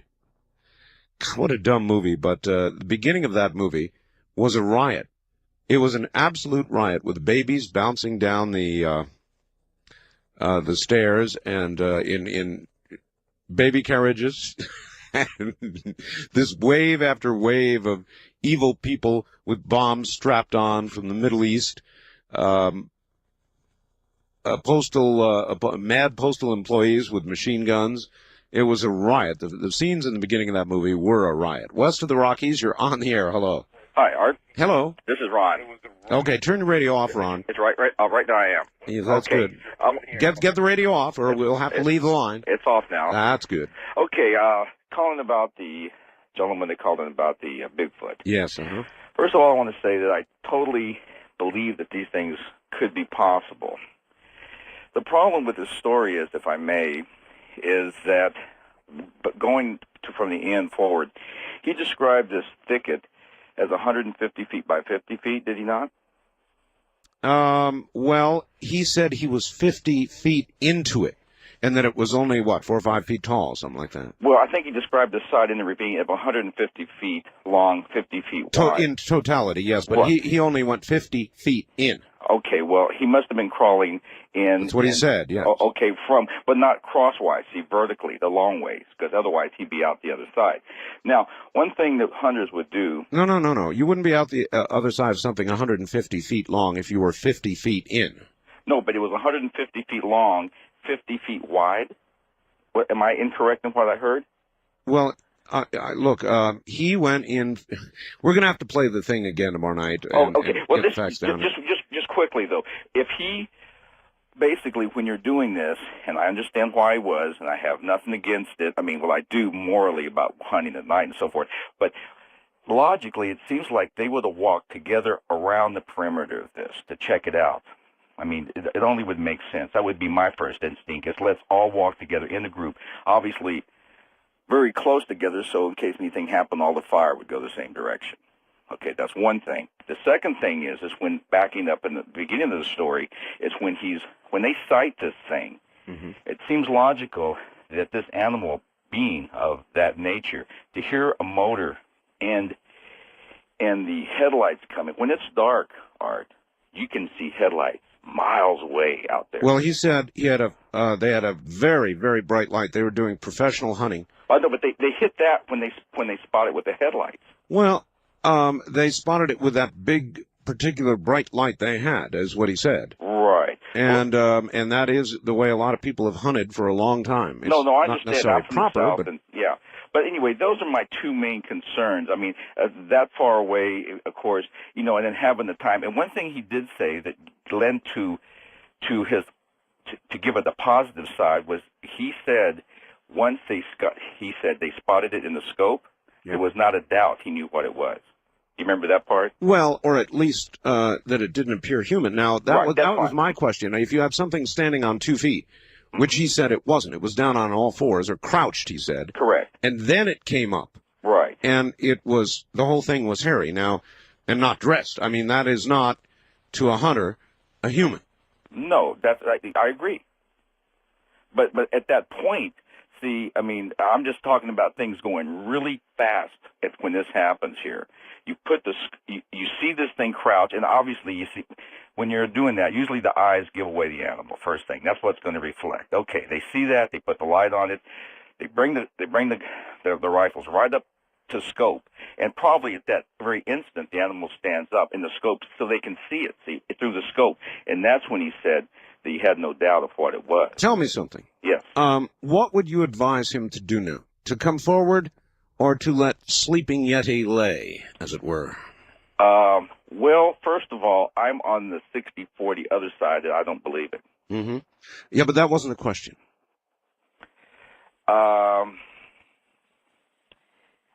I can't advise somebody else on what to do. All I can say is what I would do.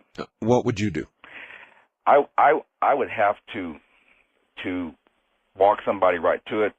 Forget the pictures. Let's go do it. Let's go find them. Of course, get yourself covered first legally. All right. I don't know how you do that. I don't know how you cover yourself legally, and I understand his reluctance. No, I would say don't forget the pictures. The pictures are of the creatures as they were when they were shot. So I wouldn't say forget the pictures. I would say that would be a good place to begin, frankly. A very good place to begin. Well, all right, the reaction continues to pour in, and guess what? I've got one more communication here from Bugs, and here it is. We knew what we were shooting at using two 500,000 candle power quartz spotlights. Quartz spotlights. We always knew what we were shooting at. These spotlights would light up the area for 300 yards to see with. We used Weaver 9 to 15 by 50 power scopes. If we could not identify what we were looking at, we would not shoot. There were a lot of cattle in this part of the country, and you sure didn't want to shoot a cow. We were sportsmen in the true sense. We lost a lot of money by not shooting. The weapons we were using were a Remington 700 BDL 243 caliber 125 grain bullet, a Weatherby 300 Magnum 280 grain bullet. The pistol I used was a Ruger 44 Magnum Blackhawk 240 grain bullet. The reason we hunted was that coyotes were bringing from $50 to $100 each, bobcats $750 or more on good nights. You could make $400 or $500. And I can't read you the rest of this. So, there you are, for whatever it's worth. And I, of course, have a flood of faxes here. Now, what I intend to do is take the half hour that we had and replay it tomorrow night, probably in this hour, so I can be sure that everybody by then has heard it. I'm just getting flooded with faxes. The Bigfoot story, the tone of it. Art, I've hunted a lot. I've been around a lot of good old boys like this guy and his buddies. I know a lot about firearms. Everything he said sounded right on. The whole tone of his story sounded authentic, and I tend to believe it rings sincere. I sure hope he and his buddies agree to reveal the photos and the location of the graves. His description of the eyes reflecting light tends to make me think these things are more animal than human. Human eyes don't reflect light. They sound like the giants who roamed earth described in the Old Testament of the Bible. Could they be holdovers? Or this: no doubt the Bug's account was real. To listen to him speak about how after the incident he gave up weapons was a very telling modulation in his voice during this time. When you get the tape of it, listen closely. It was certain to me that he feels deeply about the experience and is wanting absolution before his own death. Mark in Honolulu.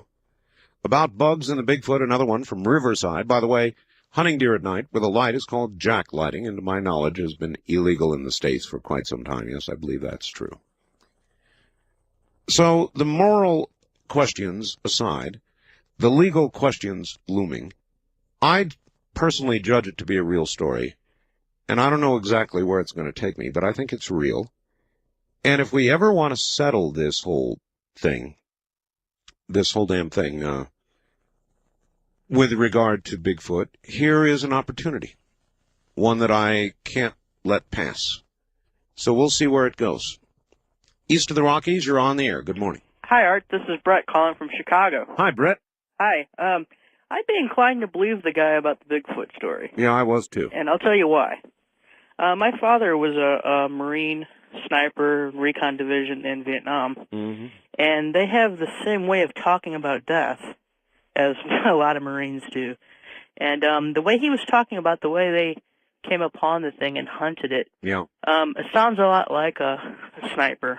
So I'd be inclined to believe the fellow. Pictures would be more proof, or a map or something like Absolutely. that. But the way he was talking. Yeah. Yeah, I know. That's what I bought too. The first facts I got was very tentative. It showed the concern he would have for his legal position. I would too. Sure. And I just think there's a better than even chance. Sure. That it's a true story, and it's an opportunity to finally find out. And people who face death in such a way like that don't tend to lie about it. Yeah, I mean, you can never tell. I mean, people might make up a story, but you could almost feel it. You almost had, it's hard. Maybe I'm just too naive. Some lady called yesterday, said I'm recording. Yeah, but he had a believability in his voice. Yeah, thank you very much. I thought so too. And this is something that I would like to finally see settled. Wouldn't you? Or is it better not to know? I think there's very little choice now, legally and otherwise. I think this has to be followed on. But I will keep my word. Oh, my. Problems we make for ourselves, eh? Incredible. So we will be in follow-up contact with this Bigfoot organization in Oregon, one that has serious resources. They've got helicopters, they've got financing. They're very serious about what they do, and they've communicated with me now 2 or 3 times since the facts, and now, no doubt, up in Oregon. In fact, I would like to get through to them. I'd like to talk to this Bigfoot organization now. Maybe even on the air. And the person who heads it knows my private number. If he wants to contact me here at the top of the hour, we'll get your reaction to it. And I don't even know if he's awake at this hour. I would hope that he would have been. Boy, I'll tell you. In the years I've done talk radio, there have been a number of times like this, when I sort of walk into something and kaboom, all of a sudden you've got a sort of a situation on your hands. East of the Rockies, you're on the air. Hello. Art. Yes. It's an honor to talk to you. And to you, sir. Welcome. Okay, my name is Fred. I'm from Kansas. Hi, Fred. I'm calling about your Bigfoot story. Yeah. Okay, I need to qualify myself. I'm a police officer. I've also hunted extensively. I've shot everything from desert javelina to moose in Canada. Yes, sir. Okay, I'm also involved in a tactical team, long-range shooting, and I've got a lot of experience in ballistics and different calibers. You had a caller that was a former Army sniper a while ago, and started talking about loads available for the particular rifles that Bugs was talking about. Mm-hmm. I have to agree with him. He's right. Did you, first let me ask you, did you hear Bugs? Yes, I did. You did, okay. The overall story itself was fairly believable the way it was told. Mm-hmm. Yes, he would have been able to identify it very easily at night with that type of light and with a good quality rifle scope. I'm not aware of a 9x15 by 50 millimeter Weaver scope being produced, but he may have been, close anyway. But the cartridges are not available in the bullet weights he was talking about. Not from the factory would they even be able to shoot those bullet weights if they were available from a custom loader. Mm-hmm. That's what really threw me on it. Immediately, I picked up on that. And then, of course, as the Army sniper was talking about Newton's Law, you can't get around that. You will not. No, you can't get around that. However, the animal, to the shooter, it may have, in fact, the animal may have done that in reaction to being hit that way. Now, that doesn't mean that the bullet, the physics, I understand what you're saying about the physics of it, but the animal may have reacted in that manner when it was hit. Possibly, but according to Bugs, the animal was charging toward him, and he's talking about a 300-pound animal. Mm-hmm. And whether you want to talk about a .44 Magnum being able to stop something in its tracks or knock it backwards, you still have the momentum of the animal that's charging toward him, and to throw it back 3 or 4 feet is, virtually impossible. Yeah, let me ask you a question. You are a police officer? Yes, I am. If somebody came to you and they sat down in the police station and they told you the story and they said, look, I want to lead you to the bodies. I want to clear this up. It's been on my conscience all these years. What would your inclination be? Well, absolutely, we're going to check this out. And not necessarily the possible homicide. But, we get calls. People see lights in the sky, all kinds of things. And, sometimes it's easily explainable. Sometimes it is, but when you have shot something and buried it, and know where you buried it, and took photographs of it, then it seems to me you've got something that somebody in your position would at least follow up on. Absolutely. There's no doubt about it. I would check this out. And please understand, I believe in Bigfoot, too. My sister lived in Vancouver, Washington for a long period of time, and I was in the area. And, in that country, you can walk past something 3 feet away and you wouldn't see it. It's unbelievable, the rainforest. And I'd say there's a real strong possibility Bigfoot exists. I don't have a problem with that. I have a little problem with Bug's story. All right. I appreciate your input. Thank you very much. And there is some more input. Now, whenever anybody has told a story on this program or any other, any story that you hear from anybody, it will be picked apart 6 ways from Sunday. I would say, based on the faxes that I've received, I've probably got about 100 faxes here. And about 80 or 90% of them seem to believe the story. About that percentage. So there you go. West of the Rockies, you're on the air. Hi. Yes, good evening, Art. Hi. Lone Eagle. Yes, sir. Turn your radio off there, Lone Eagle. Let me get to the okay, I've got it. All right, good. Well, I tend to agree with the Army sniper and the policeman from Kansas that you've got trash. However, the gentleman has a... I'm not sure that's what they said.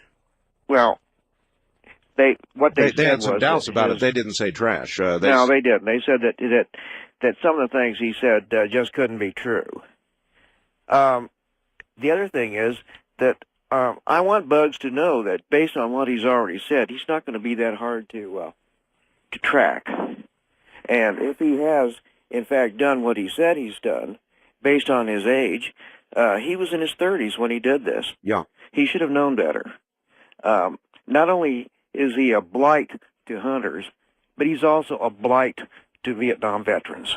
he cast the image. The Vietnam veterans are killers. And that's what he Oh, did. for heaven's sakes. All right. Enough, thank you. I was in Vietnam. That's a bunch of crap. He did not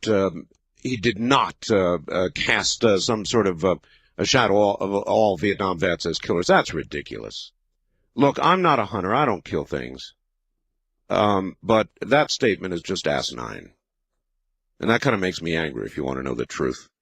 Look, whatever else you may think of the story, I can easily understand that somebody may have regrets over this. Can't you understand that?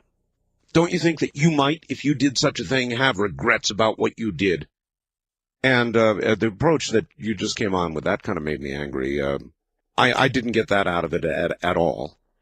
And now I think that your objection to the story is more of one based on some sort of moral judgment that you've made. Or perhaps some guilt that you feel yourself, that tweaked in you. First-time caller line, you're on the air. Hello. Hi, Art. Hello.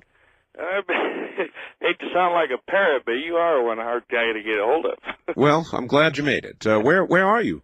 I'm in Cheyenne, Wyoming. Yes, sir. KRAE. Yes, sir. I am listening to K-Ray.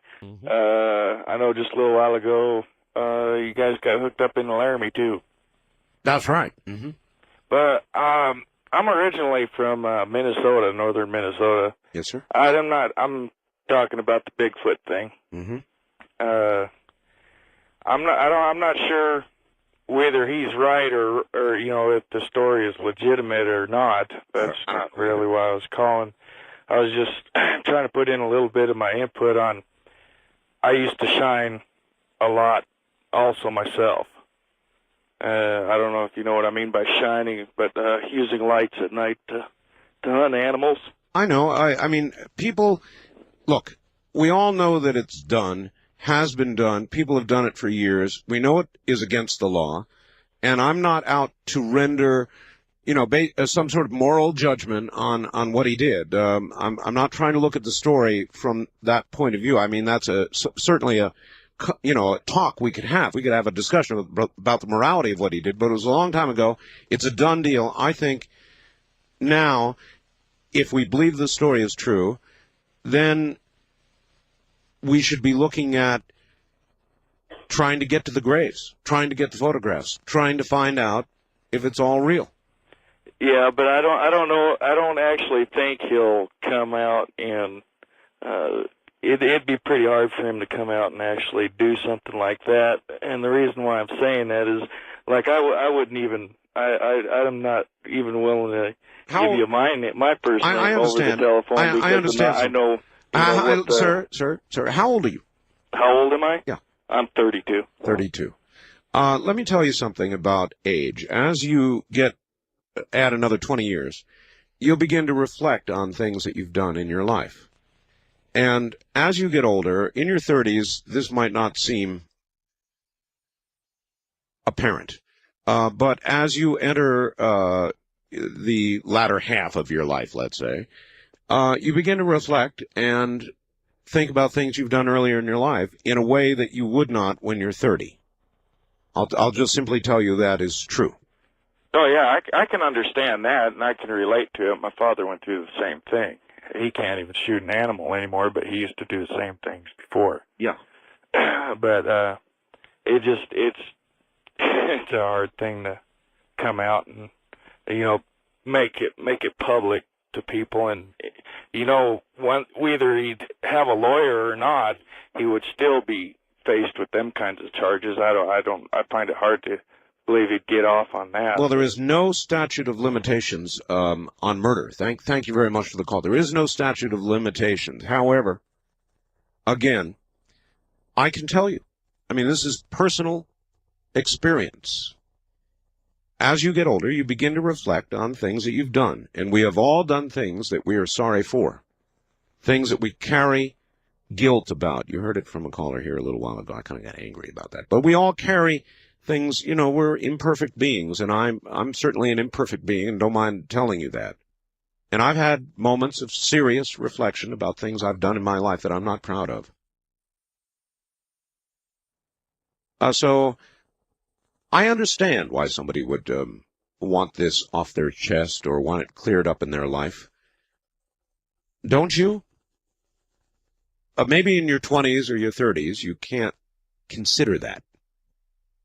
But I assure you, as you get older, you do have moments of reflection about this kind of thing. We'll be right back. Okay, we're going to have to start all over again. I'm sorry about that, Art. Everybody should know the only thing we're allowed to take is first names only on the air. So this is Mark, and also from Cheyenne. Yeah, Yes, I do apologize for that, Art. That's all right. Hey, I'll tell you, I had a couple problems with what Bugs was saying. Yes. And just to qualify myself, I've done hunting all throughout North America and in Southern Africa, and done quite a bit of competitive shooting along with that. Okay. The one thing he did say, they were out there, the reason they were hunting in the 70s was the fur trade. That's what he said, hides yeah. were worth so much money. Yeah. I guess, like you said on the facts. Why would anyone be using a 300 Weatherby to begin with when you're hunting furs? I've done some of that quite a bit, and you got a gun like that, and you lose a lot of accuracy. The recoil on a 300 Weatherby is extremely violent. Well, they had a lighter caliber gun as well, didn't they? Yeah, they did have a 243, and that's very much believable. So maybe, if there was three of them, maybe they had different weapons for different possible applications. I don't know. I'm not a hunter, so I don't know. Well, and that may very well be. I don't really know why they'd have a 300 with them. But in any event, and also like that policeman was saying, the bullet weights. I did a little looking while I was listening to that, and it just sounded bogus. And I'll tell you, I couldn't find anything as big as what they were saying for either caliber. Well, he could have more easily, in the thread of his story, just told us the caliber he was using without telling us that he had loaded them to this degree. In other words, he didn't have to add that to the story. He could have left it at we use the following calibers, right? Yeah, if he'd have done that, and that's like I say that there might be there's a lot of obscure bullet manufacturing companies. If this fellow reloaded, who knows? Especially for hunters, or they might have done reloads. I know. All right. Yeah. Listen, one more thing. One more thing. I've got a newscast coming up. Do you want to hold? Yeah, if you'd let me. I'll let you. Sure. All right, Stay thanks, right Art. where you are. Good morning, everybody. What a night it has been. Another one to mark down in the annals of strange talk radio. Anyway, it's good to be here, and we've got another hour to go. I'll tell you a funny story. I'm not a big game hunter. I'm concerned more about my little game, my little wild feral cat. And he has been venturing forth in the middle of the night. And I just went out there during this break, and my big 17-pounder, my lump of love, my big 17-pound cat, Abby, came over and sat on my lap. Not an unusual thing for him to do, and promptly began to purr and beg getting petted. Well, out comes our little scaredy cat friend, feral cat. He's looking at this. And he's watching, this big cat is his buddy. I mean, he wants to be buddies with my big cat. And so he came strolling out of the bedroom, cautiously, tentatively, and he'll back up and then he'll come forward a little and back up, scaredy cat. And he looked at the big 17-pounder sitting on my lap, and he had the doggonedest expression on his face, like, "Are you out of your mind? You're sitting on a human lap." It was like, really? Look at what he's doing. He's sitting on that human's lap. Has he lost his cat mind? And, well, maybe I could do well, but I better not. But, gee, it looks like it's okay. He's not getting shredded, and so let me get a little closer. And he got so close to me. This cat is coming around. Slowly but surely, he's coming around. My big 17-pounder is helping, showing him that humans do not shred little cats that get near humans. He just had a natural inbred fear of human beings, but that's slowly beginning to seep away, and he gets closer and stays out longer. But if you could have seen the expression on this cat's face, it was like, have you lost your cat mind? You're actually on a human being. What's the matter with you? All right, the last communication from Bugs is as follows. Art, the bullet grain could have been 75. I don't remember. I know that I use a Sierra boat tail bullet, whatever that is. I don't know. But he says, I know I use a Sierra boat tail bullet. I have not shot a weapon since that time. I sold all my rifles, all my pistols. I'll write the entire story in detail to you tomorrow and fax it to you. Then my fax machine is just absolutely burning up with people. It's sort of come down to people arguing with people, callers arguing with callers here. And it's beginning to remind me of the Kennedy assassination discussions that have gone. In other words, we're getting away from the original story that Bugs told, and we're getting into sort of an argument about the minutia, the detail, and I'm not sure that that is that important as you try to judge the story. Don in Escondido writes, out of the Midway Reloading Catalog, Barnes rifle bullets, 243 caliber, goes to 115 grain, 300 Weatherby magazine, 30 caliber bullet weights up to 250 grain. Also, spear bullets, whatever those are, to 105 grain and 243 caliber. Page 36. Sierra bullets go up to 107 grains and 243 caliber. Page 37. So, who knows? Art, the solution to your Bigfoot problem is easy. Bugs should return to the burial site and mark it with spray paint. He should then mail you a detailed map so that you can remail it to the Bigfoot organization. This will keep Bugs completely anonymous. Nothing would reveal his identity. No name, no mailing point, no nothing but a map. Dave in Independence, Missouri. I suppose that's possible, but the sense, and I'm just going to give you the sense that I get from this man, is that he wants it settled in his life. I guess he doesn't want to, at least ultimately, anonymously, talk about this. He wants to get it behind him. At least that's the sense that I have of it. Then this, Art, now see, there's more of it. Listen to this. Art, the guy on now, referring to a caller he heard, I guess, is full of it. You can buy 125 grain bullets from Sierra. Why meat hunters or varmint hunters would carry a 300 Weatherby, I guess, is in question, but indeed you could get such a gun. I don't know if you're going to be out hunting. I would assume that you'd have a variety of calibers with you. Or this, good morning, Art. I'm just giving you a sense of some of what's coming in. I couldn't possibly read all of them. I've hunted since I was 9 years old. I'm 48 now. I've been around firearms all my life and have hunted many North American big game animals. The phone conversation with Bugs sounds very real. I shoot a Winchester 300 mag, which is very close to the 300 Weatherby mag. Even with the hard impact of a high-velocity, heavy-grain bullet, animals can still run for some distance. The ideal shot most hunters try for is a long shot if possible. Unless the bullet impacts the backbone, which would immobilize the animal immediately, an animal can run a long distance. Usually after the impact of the first bullet, the animal's adrenaline kicks in, and in the following shots, unless bones are hit, seem to have very little effect. With reference to the caller that stated that the impact of a bullet would not knock the animal back 3 or 4 feet, I have a video of 200-pound deer actually being lifted off their feet and knocked back at least 3 feet. This gentleman may have been a sniper, but apparently he's not shot any live animals. Bug's story sounds very credible. He's either done his homework well or it really happened. Wade in Idaho. Art heard the story about the Bigfoot, quite impressive. Just a couple of questions. Why did it take him 23 years to come forward with this incredible information? Why didn't they anonymously notify the authorities? Well, first of all, they are not involved in this at this point. If you listen to his story, the other two are not part of what he has had to say so far, and in fact, he needs to check with them before he goes very much further with this. And as far as why come forward after all these years, well, there's been a lot of that lately, hasn't there? People coming forward after a lot of years, and you always say why.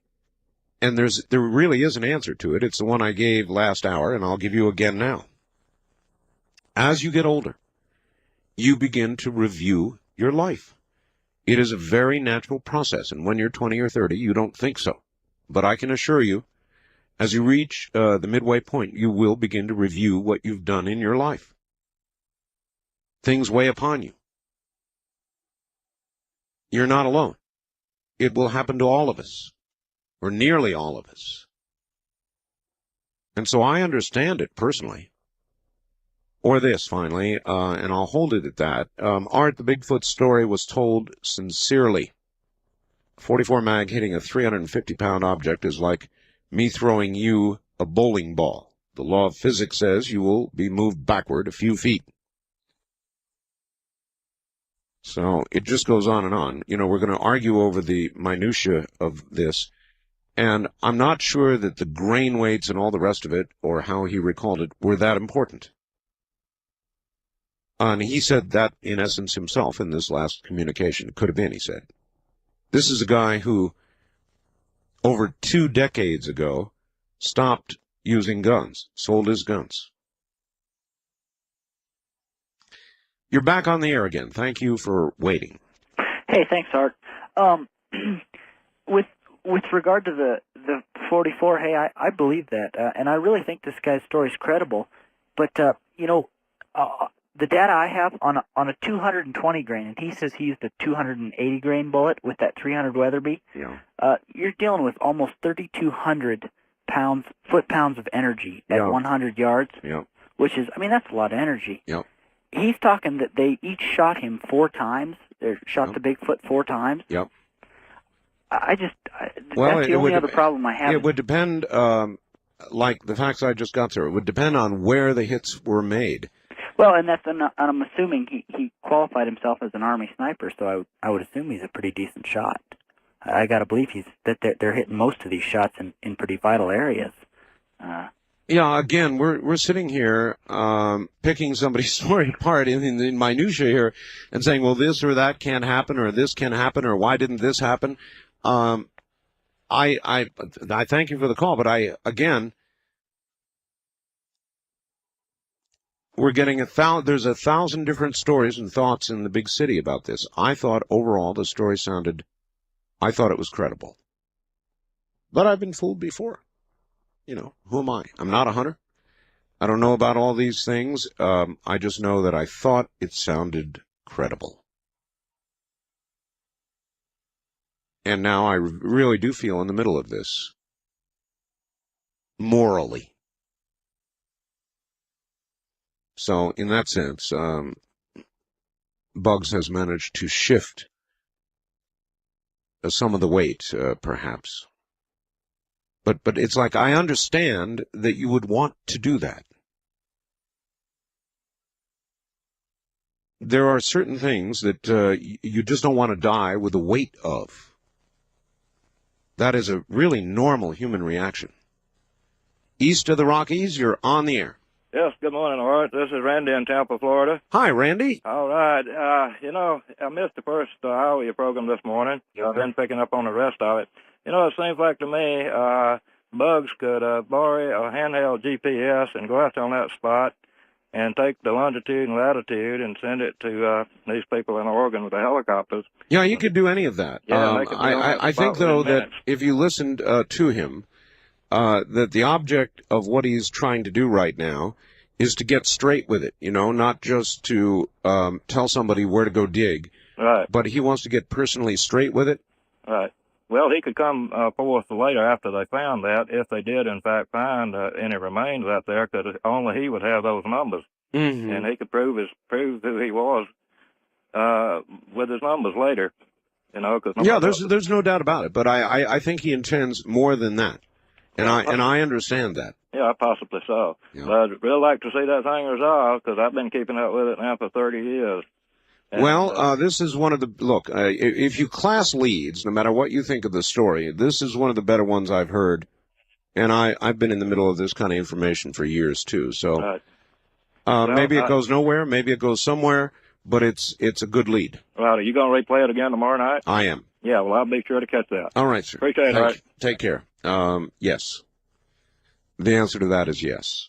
And I hope that some of you will crank out recorders. I know that you didn't expect it tonight. I didn't. So you weren't prepared for it. Tomorrow night, get out your recorders. Fine. Record it. Tear it apart. Listen to it. At least that way, you'll have the facts. Or you'll have them as they were given. And so we don't have to try to remember what he said. We'll hear again what he said, and you'll be able to record it, and if you wish, transcribe it and tear it apart. East of the Rockies, you're on the air. Yes, I'm calling about the Bigfoot story. Yes, sir. I believe him. I mean, just listen to his voice. That's the main thing about it. His voice sounded real genuine, and... All right, you've got your radio on, don't you? Hang on, let me turn it down. Yeah, thank you. Look, I don't want to have to tell people to do that. When you get on the air, turn it off automatically. All right, go ahead, sir. He just seemed real genuine, and his voice almost trembled when he spoke about it. I know. I make the same judgment. And we got into this minutia argument about how many grains of this or that. None of that, man. But I sat and I listened to the story as a whole, and it clicked. It did. I mean, you can't make up a story like that and sound that genuine. Well, you might. You could. You might. I don't, look, it could be baloney, but I just lean toward thinking it was true, that's all. I do too. Anyway, we'll find out, won't we? Yes, we will. Appreciate the call. Have a good night. You too. West of the Rockies, you're on the air. Hello. Going once. Going twice gone. East of the Rockies, you're on the air. Hi. Hi, this is Lucky. Lucky, huh? Yeah, in Ohio. Ohio Lucky, okay. Yeah. I was wondering, last week you said something about what would happen after the creation, or after a disaster, I mean. Yes, in other words, what would rise from the ashes of any major disaster? Whatever it would be, yes. Mm-hmm. Anyways, it got me thinking about the last time that there was a disaster. And I know you don't like to talk about the Bible, but... no, we talk about the Bible all the time. I just don't like people quoting from the Bible directly. We don't read Scripture on the air here. I understand. Good. Well, in the story of Adam and Eve, when Cain slew Abel, and then he was banished from the garden, and went into a far land, and there he knew his wife.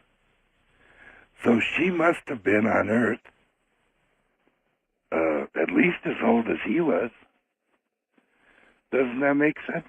All right, sir. I guess. That is not the spirit, though, of my question. The spirit of my question would relate to a more modern disaster, economic, social. Who knows, comet slamming in, Ebola decimation, whatever might occur to a industrialized, advanced society like ours that would set it back, the way I'm sure the Unabomber wished it would be set back. What would be on the other side? In other words, would society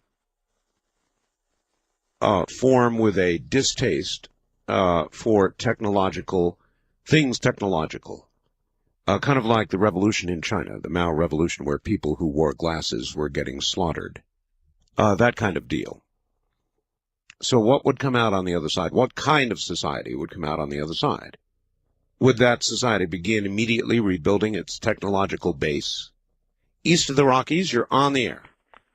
Yes, Mr. Bell. Mr. Caller. Oh, how are you doing today? I'm all right. The thing about that Bigfoot thing. Yes. Mm-hmm. Yeah, the Bigfoot thing is Yes. that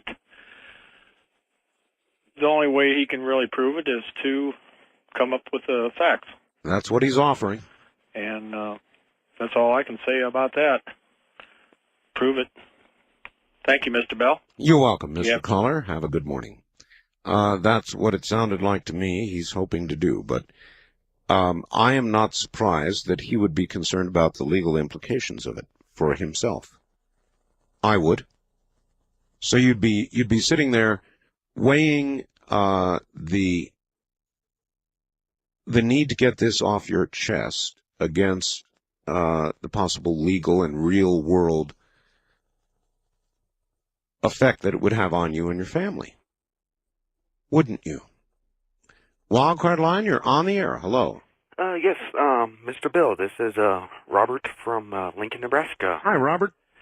I called you, I talked to you just last week about the remote control And I was listening to your Sunday show, and when you played the Bigfoot tape,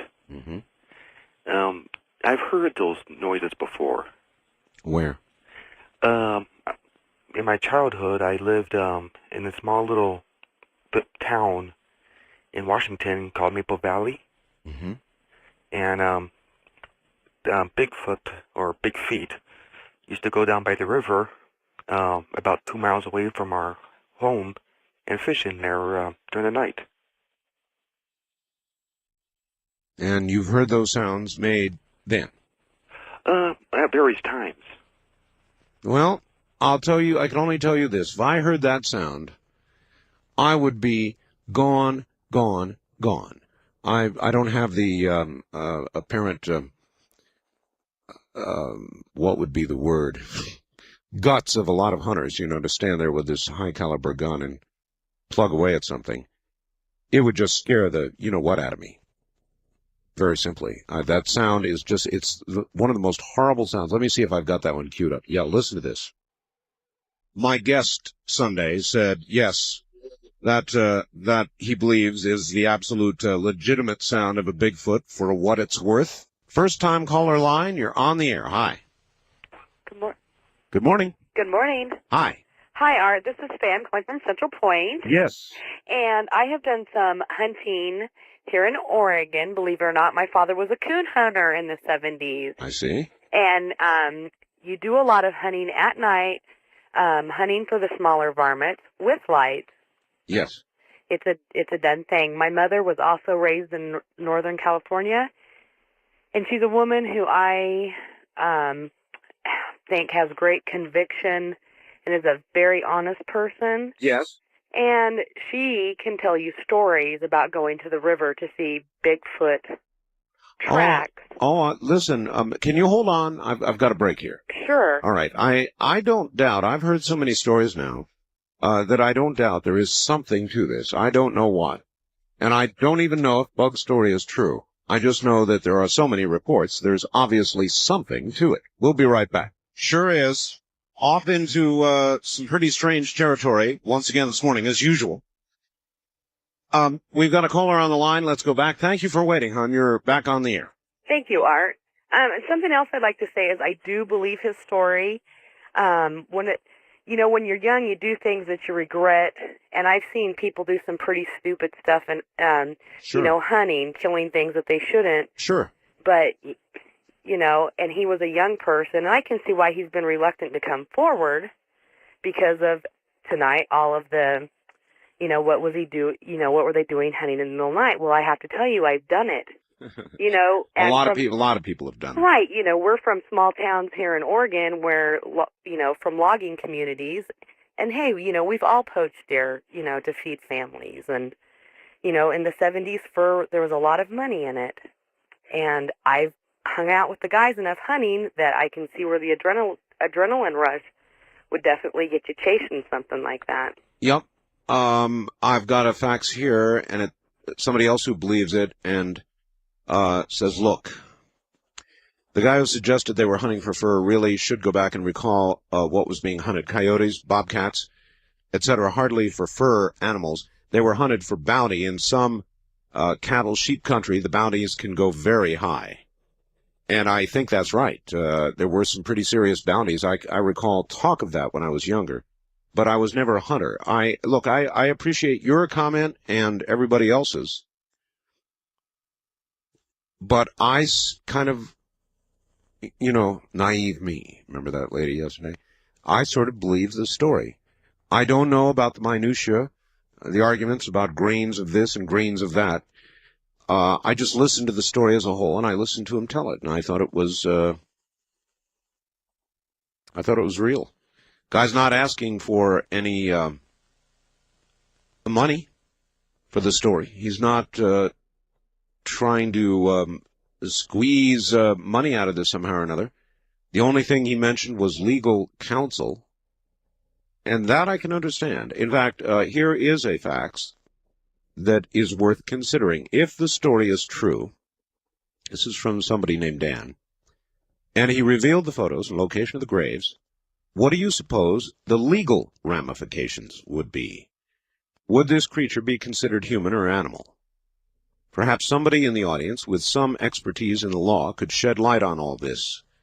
Well, all right, a couple of things. The photos certainly would help in that determination, but if, and I listened carefully to his story, if he was shooting at something that was covered with fur, that wasn't dressed in any human clothes, covered with fur, then I would think there would be no jury in the land that would convict them of murder. I mean, they maybe of poaching, maybe of illegally hunting with a light. Again, I'm not a hunter, so I don't know all about this. But with regard to his legal position, I wouldn't think it would be considered murder.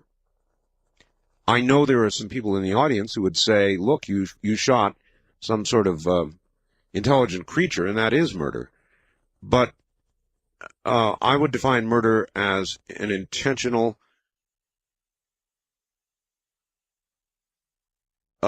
pre-considered action.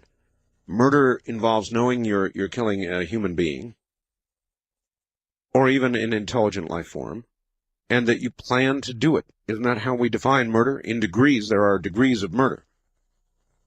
But premeditation is one very, very important aspect to any of those charges of murder. Manslaughter? Well, I'm not sure. There could be, I suppose, some legal ramifications to this. The fears, what would I be afraid of if I project myself into this man's position?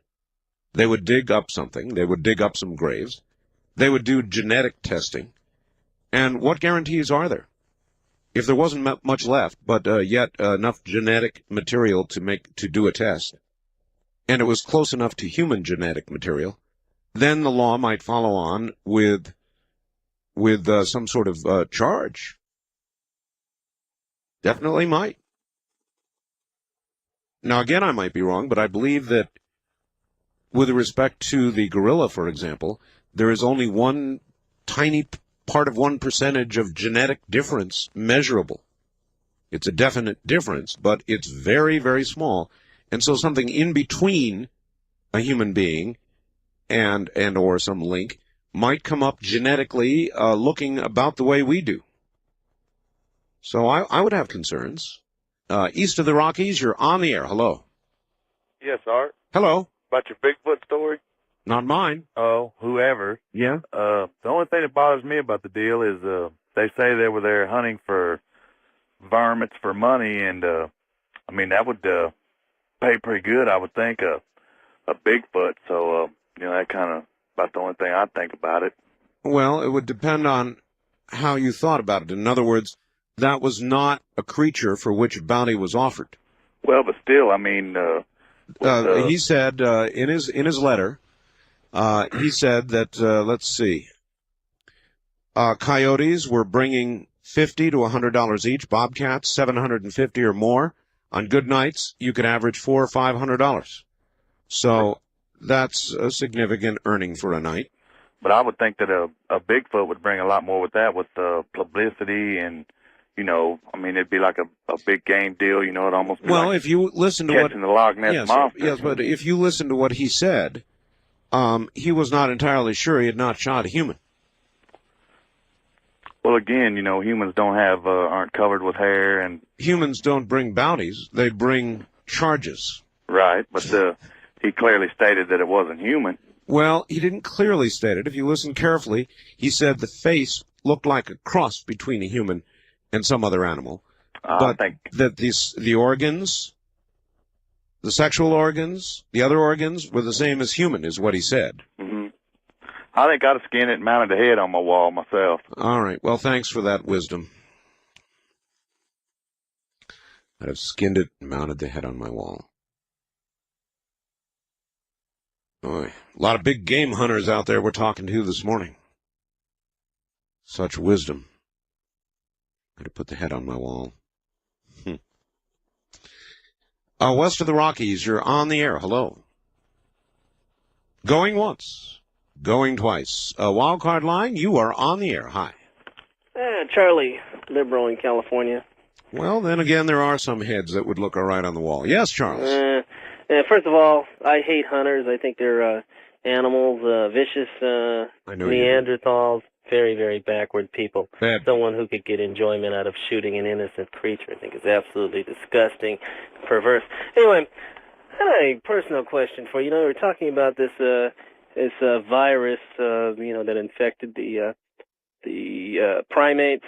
There are now 3 more that have come down with it, and they are saying they may have to eliminate the entire population. Let me ask you a question. Mm-hmm. If there were a virus that struck in the United States that we could, judge down to a certain area, certain geographic area, would you be in favor of cutting those people off, installing the military, and perhaps, say, eliminating this group of people in order to keep the virus from spreading, or would you consider that to be communistic, or what would be your feelings on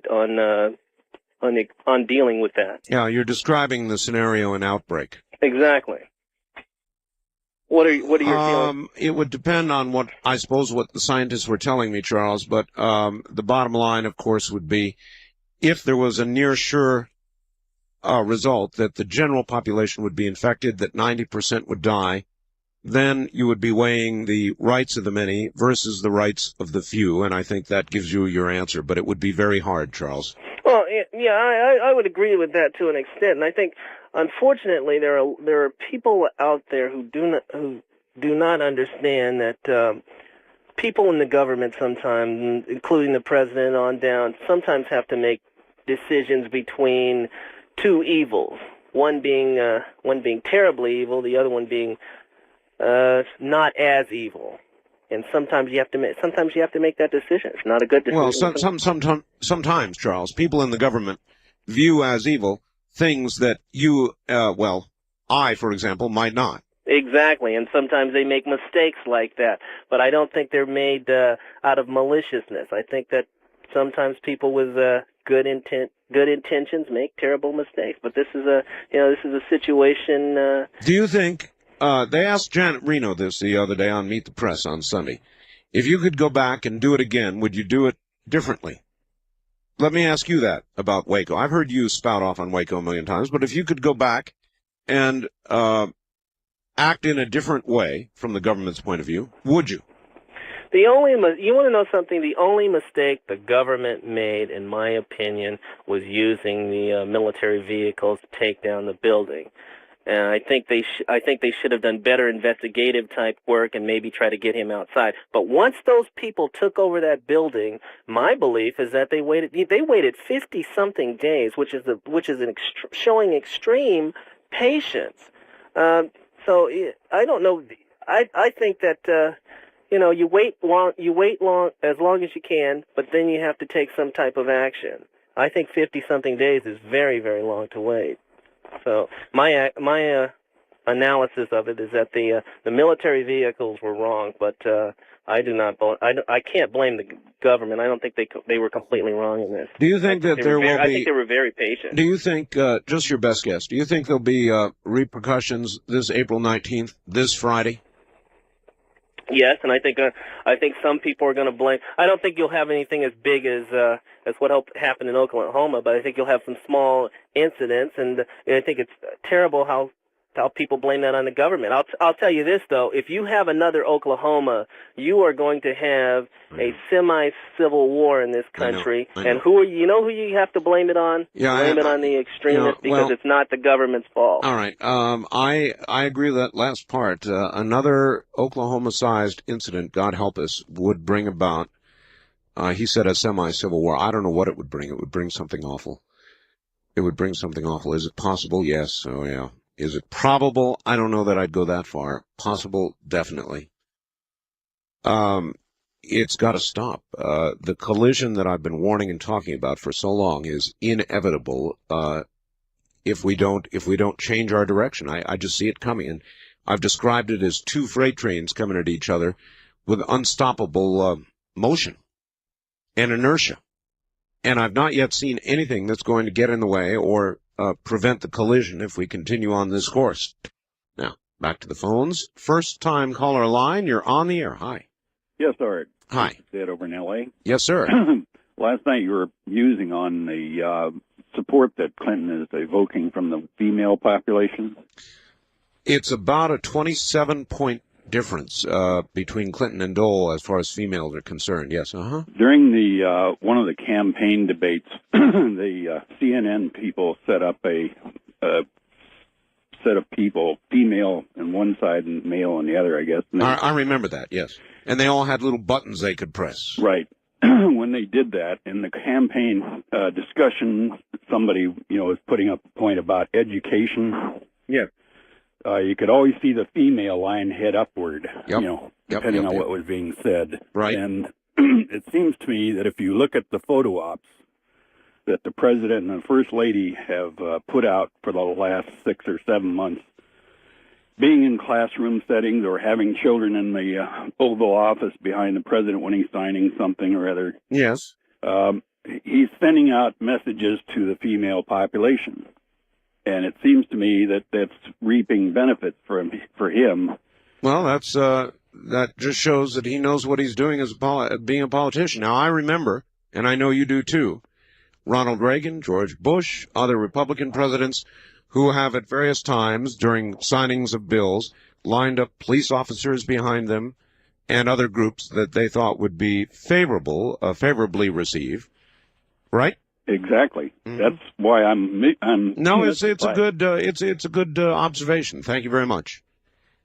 And I would rather believe that is the message that's resonating so heavily with females, as opposed to the difference in appearance between the two men. But I continue to suspect that is also a factor. First-time caller line, you're on the air. Hi. Good morning, Art. Hello, where are you? This is down in Flint, Michigan. Where? Oh, in Flint, Michigan, all right. Yeah. I'm shocked that I'm through it, honestly.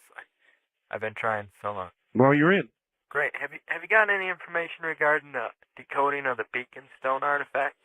The what? It's called the Beacon Stone. No, never heard of it. Crystal rock. Never heard of it.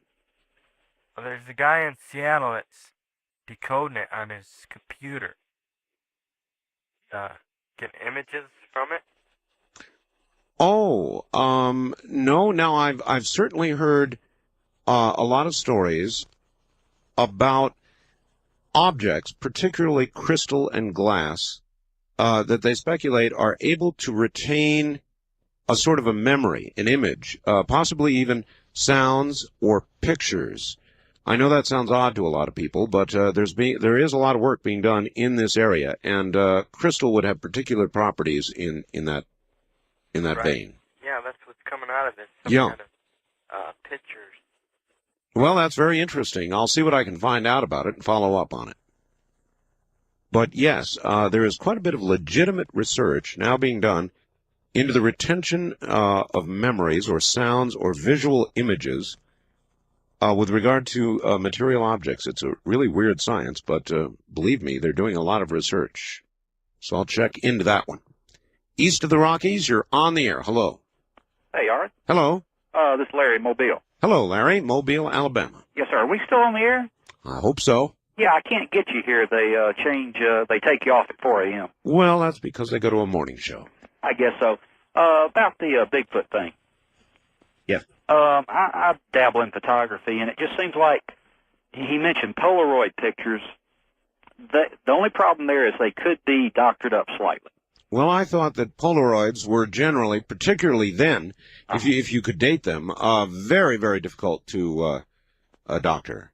Well, Polaroids particularly difficult to doctor. You may be right there. You may have me on that. In other words, if they're able to date the photographs to the time period that he talked about, I think then, and I recall pretty well, Polaroids were regarded as legitimate then. Well, you may have me on that. I tend to believe him. He sounds very real. Did he indicate where this happened, the state, or could that even be talked about? I know where it happened, and I know where he is, but I have given my word, so. Yeah, that can't be revealed. The only other problem I have, and like I say, I tend to believe him, but there's always that element of suspicion. Of course. 20-plus years, 73, so that's 26 years, 23 years? 96 now, yeah. Why did it wait this long to come out? Years. Is that a viable question? Yeah, well, it's a viable question, but it has a viable answer. And for me, that would be, I know that at my age, I'm 50 now. Sure. I'll be 51 in June. Well, I just turned 40. Yeah, well, there you are. Another 10 years, during the next 10 years, you'll begin to think more and more about what you've done in your life. Yeah. And people do that. And so, we've had a lot of things like that lately in the news, if you'll recall. People who did things or memories that were old that come flooding back. Sure. And each time people ask the same question, why would they come forward after all this time? And the answer is things weigh on people as they get older. The old conscience gets to you. Well, yeah, sure. Well, it's mighty interesting. I tell you, this Bigfoot thing's been around for all these God knows how many years. Yep. It's like the UFO thing. If anything could come out, if this could be 90% solved, it would be worth all the effort. I couldn't agree more. Thank you. Even if we got the photographs and they went to the grave sites and got DNA evidence, there was not, could not be explained. Now, I would imagine they'd get much more than that after all these years. But as long as it was buried, not available to scavengers, I would think there would be that much. Even if all they found was bones, they'd get DNA. I think. I mean, they can close to getting dinosaur DNA, right? So something just 20 years ago I would think would yield DNA. It would be nice to see something settled about it. I quite agree. I mean, this is a story that stands out because it offers proof, or the possibility of proof. So naturally, it does stand out a little bit. Very interesting. And you're talking to somebody who's sat here and listened to a lot of truth or trash stories over the years. But I've been fooled. I've been fooled. I can be fooled. I'm naive. You heard that, lady. I just long to have this kind of thing settled. I feel for him. I'm no Bill Clinton. I'm not going to say I feel his pain, but I feel and understand the fact that he wants to get this settled in his life. Wouldn't that make sense to you? It does to me.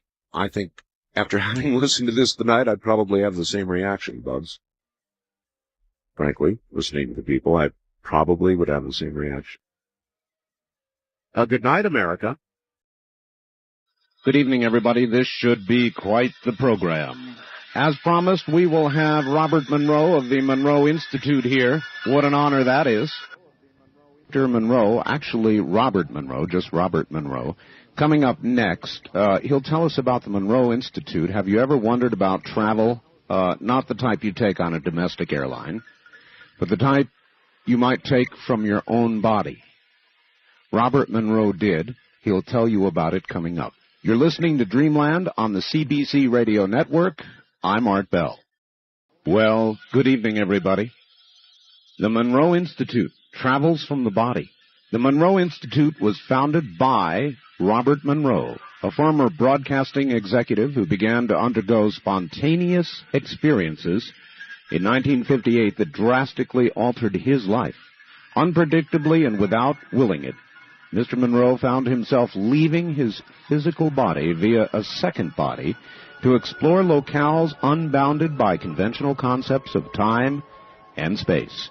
He has documented these experiences in Journeys Out of the Body, a Doubleday book, in 1971, published in 8 languages worldwide, and in Far Journeys, Doubleday 1985. The Monroe Institute had its origins in the Research and Development Division of Interstate Industries Incorporated, which began investigating methods and techniques of accelerated learning in the late 1950s. That investigation led to some remarkable discoveries that dealt with the very nature of human consciousness. As a result, the basis of the research effort was expanded considerably. In 1971, the Institute was created to supplement that research effort. As a school, the Monroe Institute is composed of 2 divisions, and we will hear from spokesmen of both.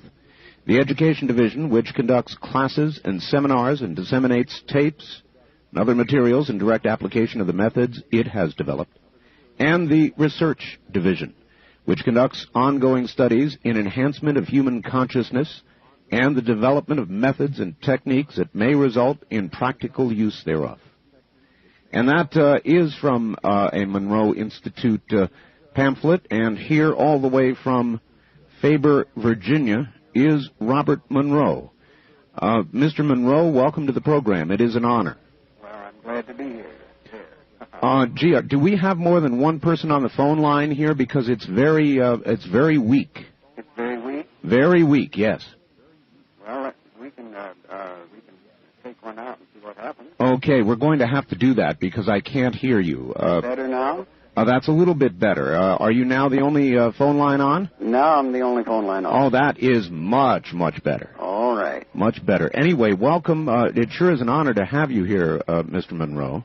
Well, I don't know what's going to happen after all that meteor stuff.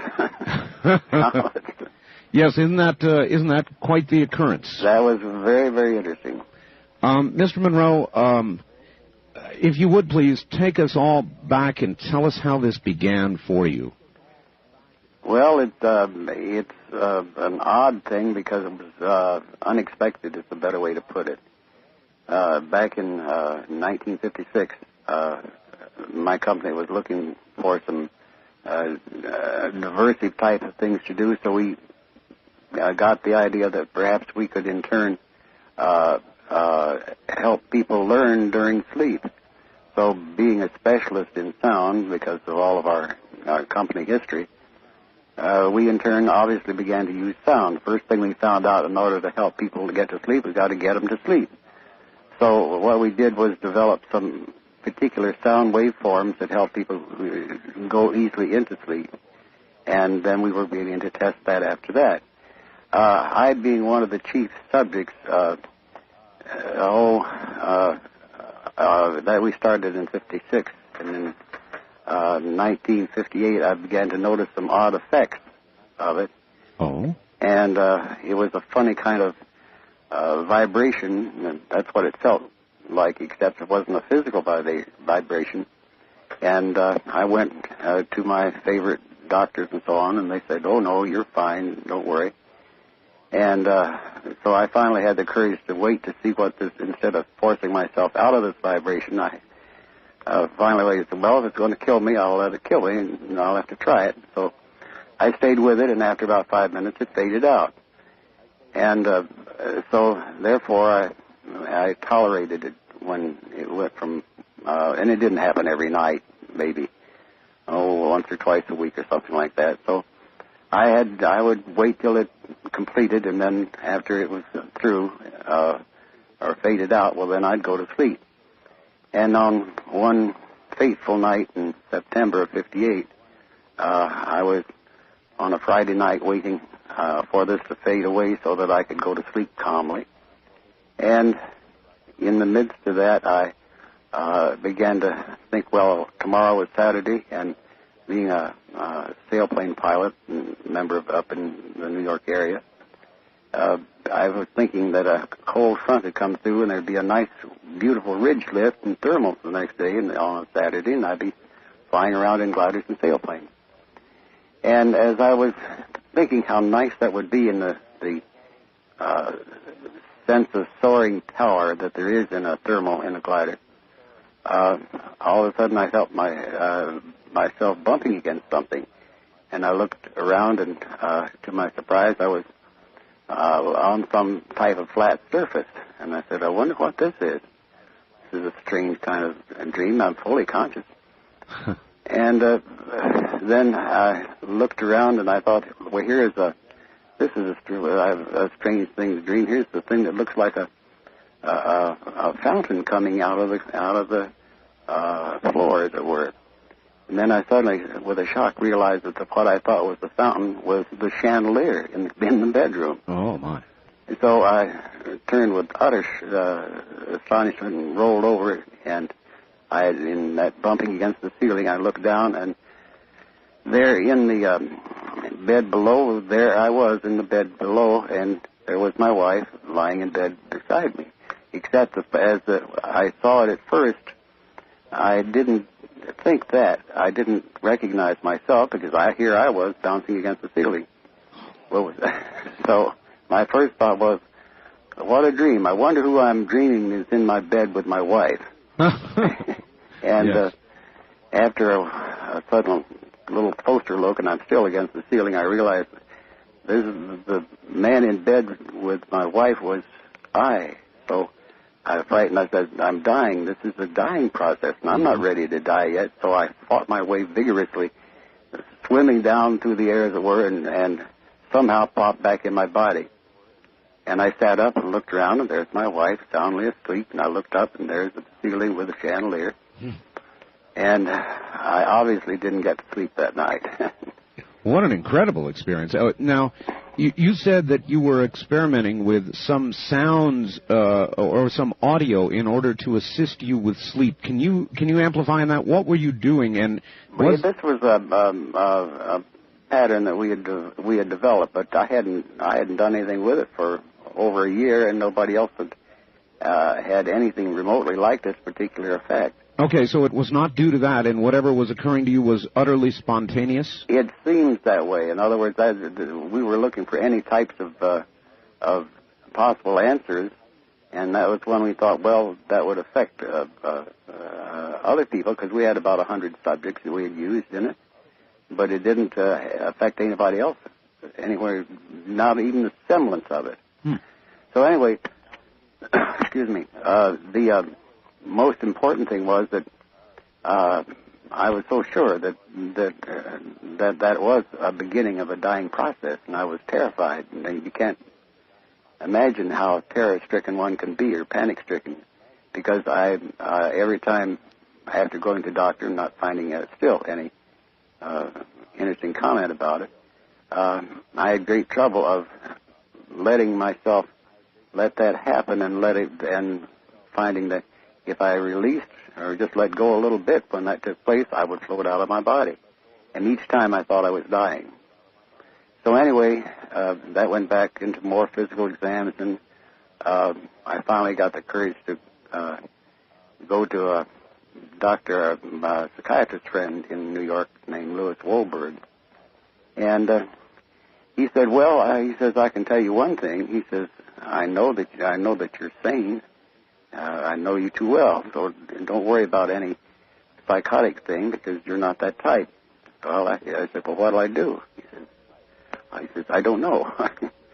You can go into take psychiatry and find it if you want. It might take a little while, but and I said, well, I'll think about it. So anyway, after about 10 additional episodes, something like that, I finally realized that this floating out and floating around the room was not going to kill me, because I could think a certain way and I'd get back in my physical body. Until that moment, though, it must have been absolutely terrifying. It was, and I couldn't get, being very much an engineering type, I couldn't find any common scientific answers for it. The only one is dualism, psychosis, and things like that. Mm-hmm. So that was the big problem, because I couldn't find an appropriate answer. So after about the 10th time, I finally realized, well, this is not going to kill me. I'm not in the death process. Well, that made something else come up entirely worse, and that's curiosity. I'm sure it did, yes. This is not going to kill you. What is it? Anyway, so I began to experiment with it around the room and so on, and just I found I could only go a certain distance away from my physical body, and it was as if there were something holding me back. And I finally answered that, because I realized what it was, and the other part of the life secrets, as it were. The thing that was holding me so heavily was that I had this very strong sensual sexual urge. And I, of course, obviously tried to wake my wife and had no luck there. And that was binding you? It was keeping me close to my physical body, because it was related to a physical drive. Anyway, I used the old Gene Autry principle on that finally, and to overcome my need to go beyond 30 feet from the body. And you probably don't know the Gene Autry technique, do you? No, sir, I don't. No, you're too young. Gene Autry had a thing where in turn, he did a lot of, you know who I'm talking about. Oh, of course. Yeah, well, he had a formula that was very, very effective for pre-puberty children who came to see his movies on Saturday afternoon, and in a movie house, no TV. To make it very short, what the technique was that in the movie he would meet a girl, and then he would have his big fight with the bad guy, and he would overcome the bad guy, and after he overcame them, he'd go to the girl and she'd say, "Oh, Gene, you're so wonderful." She'd look up with pursed lips at him, and Gene would look down, and all the audience, and he learned this, who can tell, through the years. But all the girls were going, "Ah," and all the boys would say, "Oh, he ain't going to kiss her, is he?" So what he did, learning that, he had a formula that fit his pictures. That what he did, he said to the girl, "Honey, I love you, and I'll get to you later. But first, I want to sing you a song." And so he picked up his guitar and started singing, and they rode off into the sunset, and everybody was satisfied. So my answer, finally getting down to that, was an easy answer. Fine, I'll say to this sexual drive of mine, I'll get to you later, but first I want to do this other. Yeah. And sure enough, it worked. So, in other words, you conquered it psychologically. That's right. And that released you. That's right. Then what? Then became a series of experiments, and I took this research team that I had and turned them loose in trying to find information about this. And we found that quite quickly that there was what was an underground, as it were, and then we're talking back in the 50s or 59, which was the area where all the you'd find the trance people and all types of mystical things, and sure, and call it dreamland if you want. Well, anyway, after a long period of time, we found out the usual ones there, and I had meetings with that was right at the beginnings of parapsychology, and I went down and met with J.B. Rhine, for example. I don't know whether you know the name or not. No, sir. Well, he was the leading figure in parapsychology in that era, about 1960, I guess, 59. Anyway, to make it short, I met with him, and he said on a Saturday at Duke University, and he says, it's indeed very interesting, but he says, it's not my department. And I said, well, what is your department? He says, oh, we work with cards. And I said, oh, thinking that I had a poker game the night before. And he explained how they have subjects testing subjects for psychic ability by having them read cards before they're turned over and this kind of thing. Oh, yes, I'm familiar with that. Yeah, anyway, so I left, and as I was going out the door, this research assistant, Dr. Ryan's, opening the door to get me out, says, Mr. Monroe, and I says, what? He says, don't worry about it. I says, what? Why? He says, I do it too. That was the first person I ever heard who had ever done anything like it. And then following up that, mind you now, the fear had faded away, and it was trying to do something about it. It was another question. So I had another friend, a psychologist, named Foster Bradshaw, and I finally got the courage to talk to him about it. And he says, oh, that's nothing new. I says, well, I'm glad to hear that. And he says, there's a very easy way to handle it. And I says, what do you mean? He says, you go over to India, that's it, and you live in a ashram with a guru for about some time, and he'll tell you get it all fixed up in your mind. Uh-huh. And I said, well, thinking about my business and my home and my wife and 2 children, and I said, well, how long would this take? He says, well, that's not important how long it takes. Well, I said, how long do you think it would take? And he says, well, Oh, maybe 10 to 15 to 20 years. And I had my usual run with him, and I said, well, Brad, what would you do? And knowing that he has a wife who had 2 grand pianos, and that's why he's an industrial psychologist in New York, maintaining things like that. I said, what would you do, Brad? He looked at me with this lofty smile and says, it's not my problem, it's yours. Yeah, nice answer. How much experimentation had you begun to do with this? In other words, once you realized it wasn't going to kill you, as you continued to have these experiences, what did you try to do? Well, I tried the very simple things, obviously, at first, and that is going through the walls in the house and out and around and stretching outward and going upward. Obviously, in the being a pilot in airplanes, it was interesting to go up and go and play in the clouds. You see, because I no longer had the fear. But I gradually began to expand it, and my main key in the early era was to get stuff I could verify, such as go to some person's house and visit with them and try to make some kind of appearance or get information and bring it back. Were you able to do that? Very much so. And to my very pleasant surprise, as a matter of fact, in several cases I appeared as people perceived, not knowing that I was there. That's the point. I didn't announce that I was going to go visit them that particular evening or whatever, but I appeared as sort of a little bit of a swirling gray mist, and that's why they saw me. Not as a physical person, but as a gray mist. Wow. Anyway, it's most important to recognize that it was fully a year of this type of experimentation before I myself was convinced of the reality of it. That it was not an hallucination or a wild dreaming state or whatever. It took a full year of this before I said, yes, this is real. Did you, as time went on, were you more easily able to attain the state where you would be able to travel out of body? Oh, yes, very much. That's what all of this was.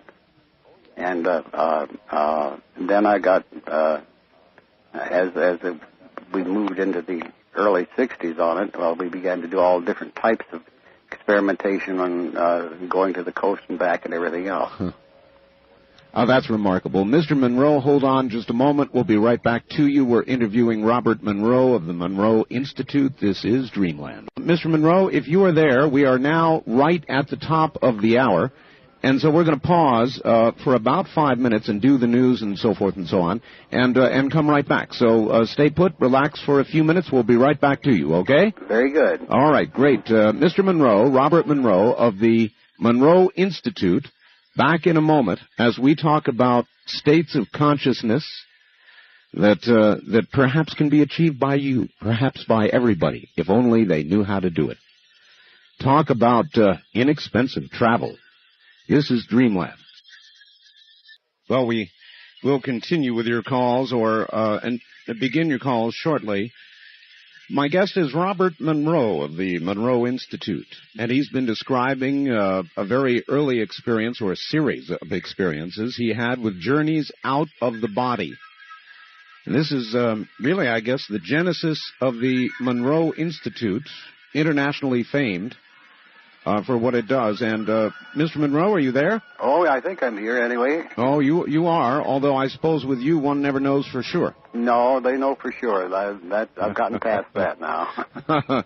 Tell me, there's been a lot of scientific study, and some not so scientific, of the near-death experience. Yes. And you mentioned that you thought it might have been an NDE that you were having.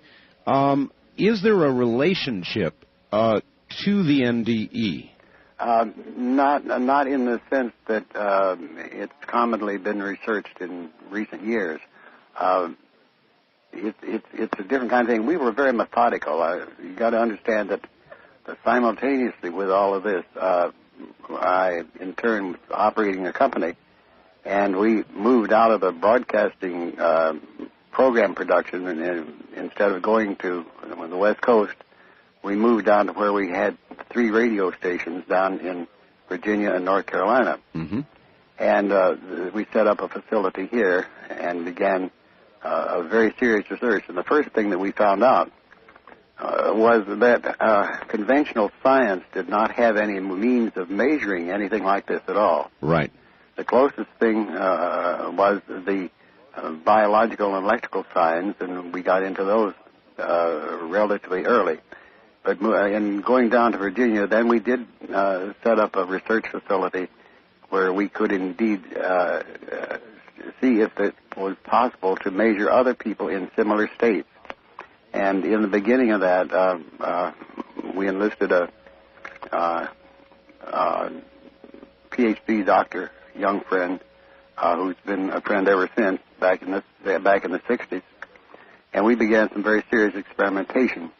And there's a man by the name of Charlie Tart. I don't know whether you've heard of Charlie or not. No, sir. Were you able to actually document any biological changes that occurred during this state?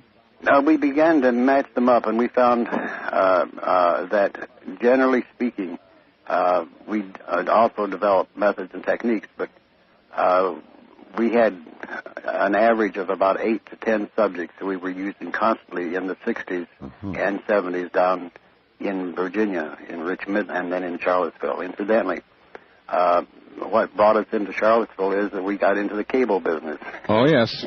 So, yes, I'm very familiar with it. I guess we've been down similar roads. My background is in cable television and broadcasting. and you know, even then, in the whole idea we were microwaving signals in, I thought, aha, someday that's what cable's going to be. It'll be satellite stuff.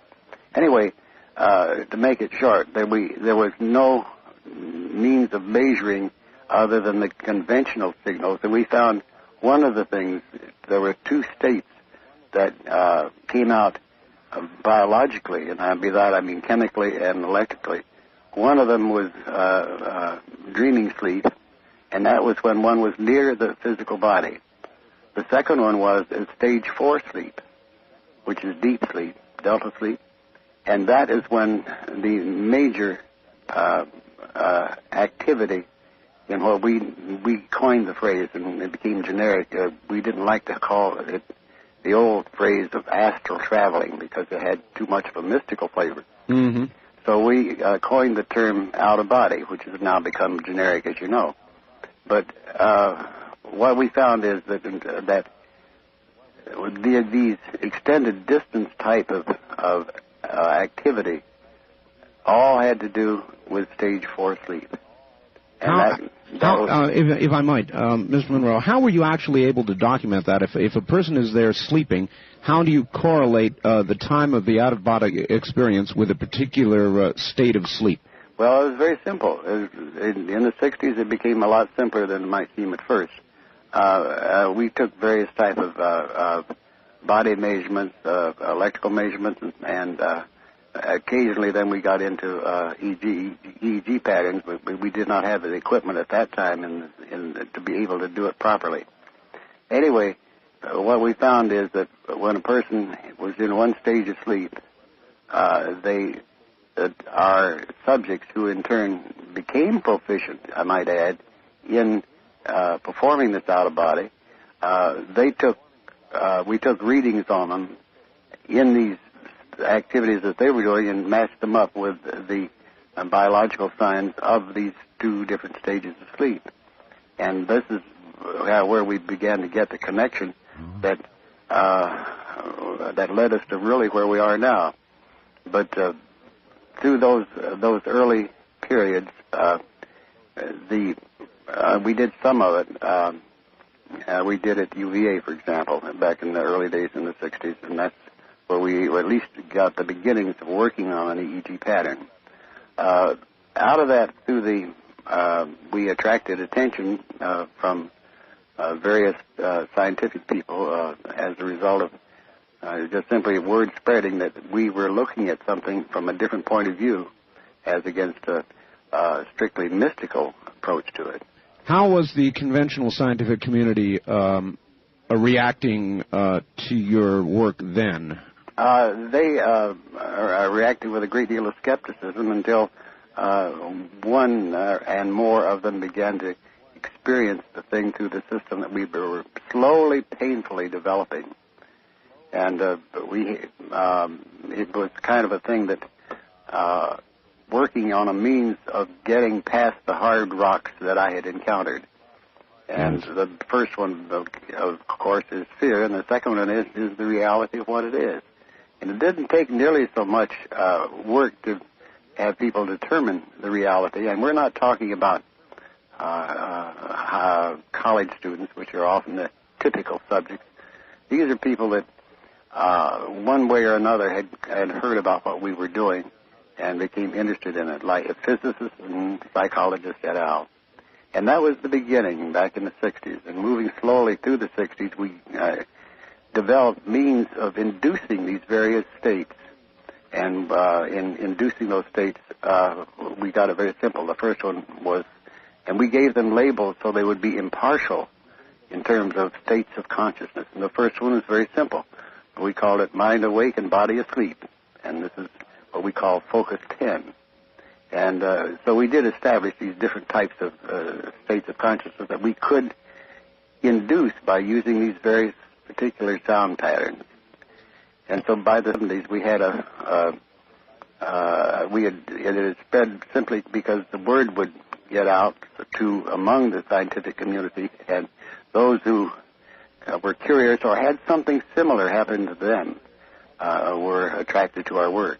All right. Are these the sounds that are now known as the hemi-sync tapes? The hemi-sync tapes. In other words, hemi-sync. Yes. Hemi as in hemisphere of the That's brain, right. I take it. That's right. And what these patterns we did find was that it's a special method that we didn't invent, what's called a binaural beat, but we did indeed use that as a system of a means of getting these low-frequency vibrational patterns into the brain. In other words, the binaural beat it puts, say, a 100 hertz signal in one ear, which you can hear, and a 104 hertz signal in the other ear, and the brain has to synthesize that 4 hertz differential. That's what a binaural beat is. So you end up with a 4 hertz that the brain itself hears? The brain itself has to synthesize that by that synchronization of the hemispheres, because one signal is in one ear and the other signal is in the opposite ear, and the net differential. Yes. And I said we didn't invent that. It's just the actual waveforms are the ones that we put together. Okay, then is it the 4 hertz signal that the brain hears that actually enables or assists in attaining the state you're talking about? Yeah, it's a combination. We now use multiple combinations thereof, but that's how we first began, by getting these very simple combination patterns going. Mm-hmm. And in terms of where that got is quite an interesting story, but I'll bring you up through the years to give you an idea of where we are now. We have a 20-channel EEG system and an isolation booth where we have got a great deal of the RF out of it, and we use that in an awful lot of research. And I will turn you over to Skip Atwater and let him talk a little bit about the research pattern, if that will help. All right. I would love that, and go right ahead. Coming is Skip Atwater. And Skip Atwater, are you there? Yes. Skip, what division do you head up for Mr. Monroe? This is the research division that you mentioned earlier in your introduction. Yes. Fascinating stuff that you folks are doing. What can you tell us about the present state of your research? In other words, what all this has led to? Yes, the present day research has really been due to the age of computers. All the work that Mr. Monroe had done over the 2 decades prior to the invention of the computer world and analysis is now being validated. He has always been a man ahead of his time, as it were, and the notions he had about what was going on are now being proven to be true by looking at the brainwave states through computerized electroencephalography, actually measuring brain waves with a brain mapping system that runs off a computer, not the charts in the squiggly lines that we've all seen on drug commercials on TV and things like that, but actual computerized analysis of the brainwave states. What are you actually able to chart? This is fascinating. What can you chart about the brain besides electrical activity? Well, we can see how the sound patterns originally invented by Mr. Monroe affect the change in the patterns of the brain, and those changes then have been identified over the years as being characteristic of states of consciousness. So you can actually see dissociative states of consciousness and transcendent states of consciousness as they're experienced by the people reflected in their brainwave states. Wow. That's a significant accomplishment. What if somebody were there and we were actually observing this underway? How are you able to document this using a computer? Is it just that I'm totally lost? In other words, getting a little bit technical with me, if you can. What exactly do you look at? What we do is watch an overall flowing pattern of brainwaves.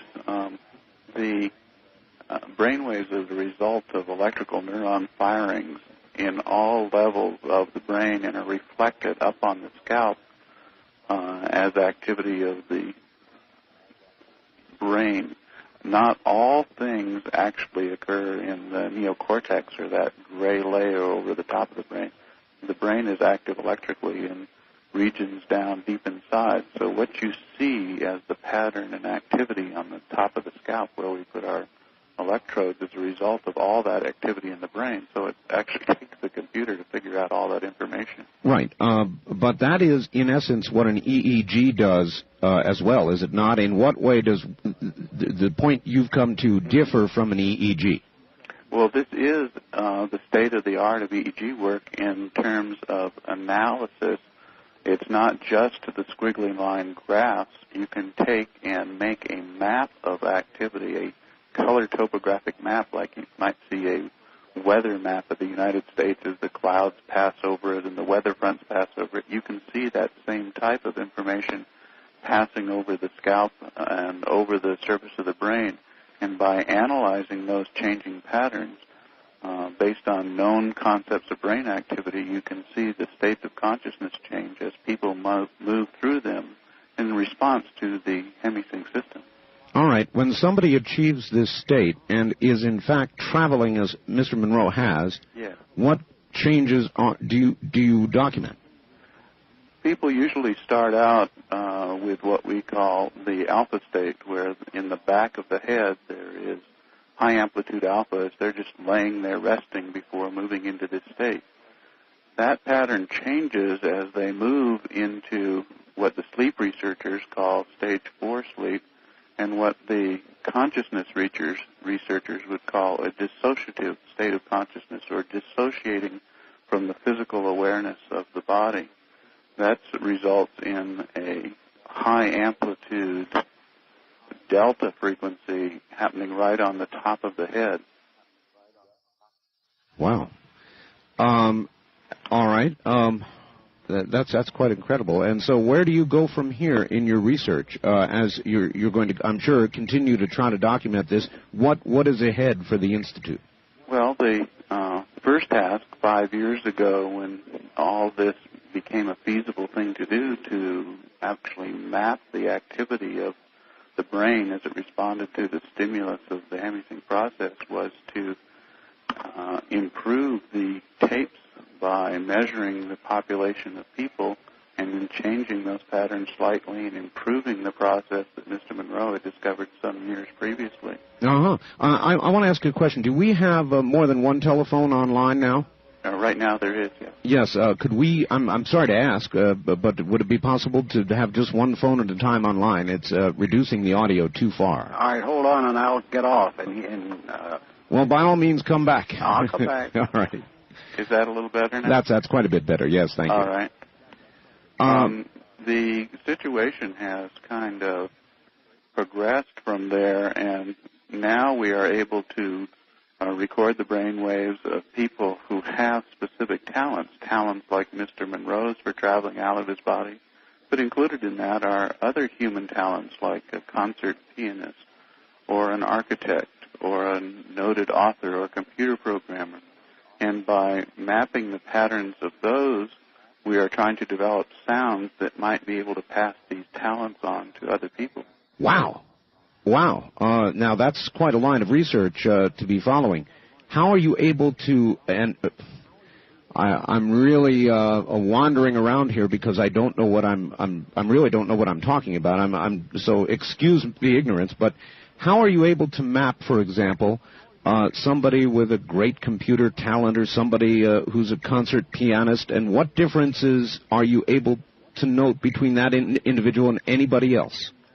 Yes, that's ongoing research. What we try to get them to do is to perform their talent while being mapped, while being recorded. We would record a baseline recording when they're not performing their particular art, right, and then make a recording while they're performing their art. And if we can get 5, 6, 12 pianists that can play the piano just exquisitely, and we notice a commonality between that pattern that differs from the general population while they do that, then we have identified a specific state of consciousness that would enhance being a concert pianist. And you have documented this? In some talents, yes. It's hard to collect data on all these things, but there are some talents that we have been able to identify. And are you able to see similar activity in a specific part of the brain with regard to a very talented person, or does it vary according to what the talent is? Both according to the talent and according to the person. This is the brain. Each one of our brains is not identical. They are anatomically different. As we grow from infancy through adulthood, the folds and creases and changes in our brain are all different. Fortunately, there are some common patterns, and it's ferreting out those common patterns over hundreds and hundreds of subjects that is our task. Wow. That's quite a task you've undertaken. And I suppose when we get to the practical applications, we get into the educational division. Is that correct? That's correct. All right. I would like to ask that you hold on just one moment. We'll come right back to you, and we are interviewing actually a number of individuals from the Monroe Institute. We'll be right back. All right. And once again, F. Holmes Atwater, who is a researcher for the Monroe Institute. And are you there? Yes, I'm still here. Good. We've got only a couple of moments before the bottom of the hour. Yes. But how much of your research now is able to be translated into educational help for people who want to know more about this? In other words, how much of what you have done has become practical application? Yes, there are. That's a really good question, and because we want to be practical use to people, to do research or to do work in this areas and never develop any practical application would just be fruitless. And we have developed a lot of practical applications over the years that have proven now over 3 decades to be of benefit to people. We have a number of brochures and literature about the use of our techniques with professional people, dentists, lawyers, therapists, educators who use the hemisync technique in their own profession, as well as individuals on their own personal voyages through consciousness who look into this technique for themselves to see if this works for themselves. So, in other words, there is help there's certainly help for individuals. Is it in the area of, well, I'll tell you what, we're at the bottom of the hour. Let's hold up just a moment. We'll come right back to you. And this, of course, is Dreamland on the CBC Radio Network. Journeys out of the body. We're discussing them. And what practical implications knowledge of these things might have for all of us. We'll be back.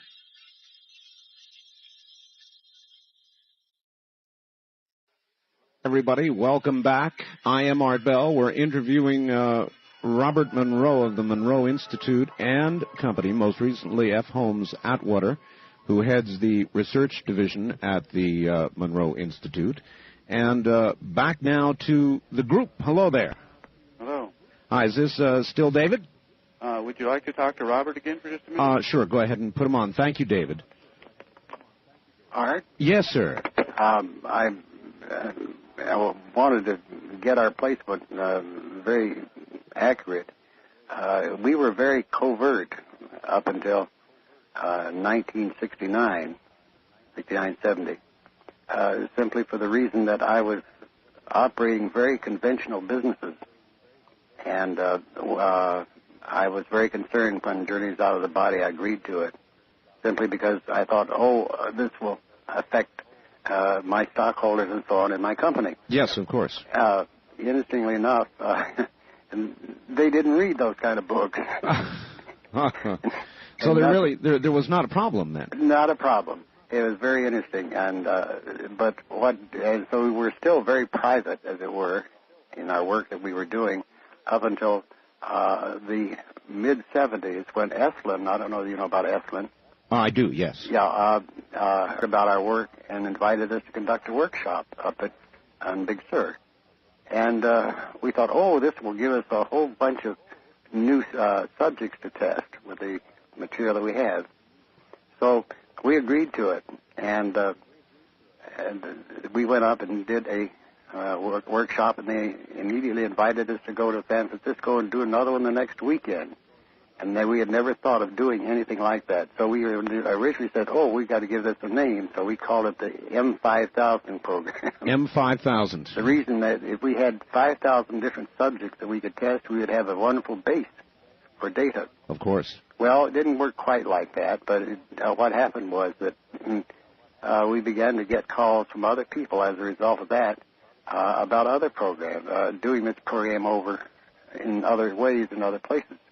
And I'll turn you now over to Dave Mulvey, and he'll tell you exactly what happened. All right? All right, wonderful. Thank you. Hold on. Dave Mulvey coming up. He heads the educational portion of the Monroe Institute.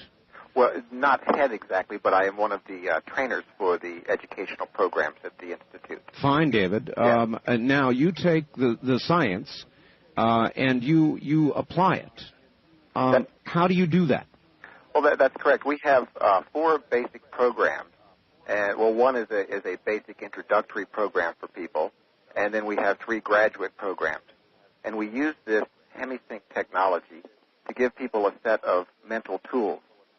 There's a understandable conception, perhaps a misconception out there oftentimes, that the programs are about the out-of-body experience, since that's what Mr. Monroe is so well noted for. However, the programs are much more detailed than that and much more about a personal exploration of oneself. All right. Why might I come to you? What trouble might I have, or symptom might I have that I might want to explore or help with all of you? Okay.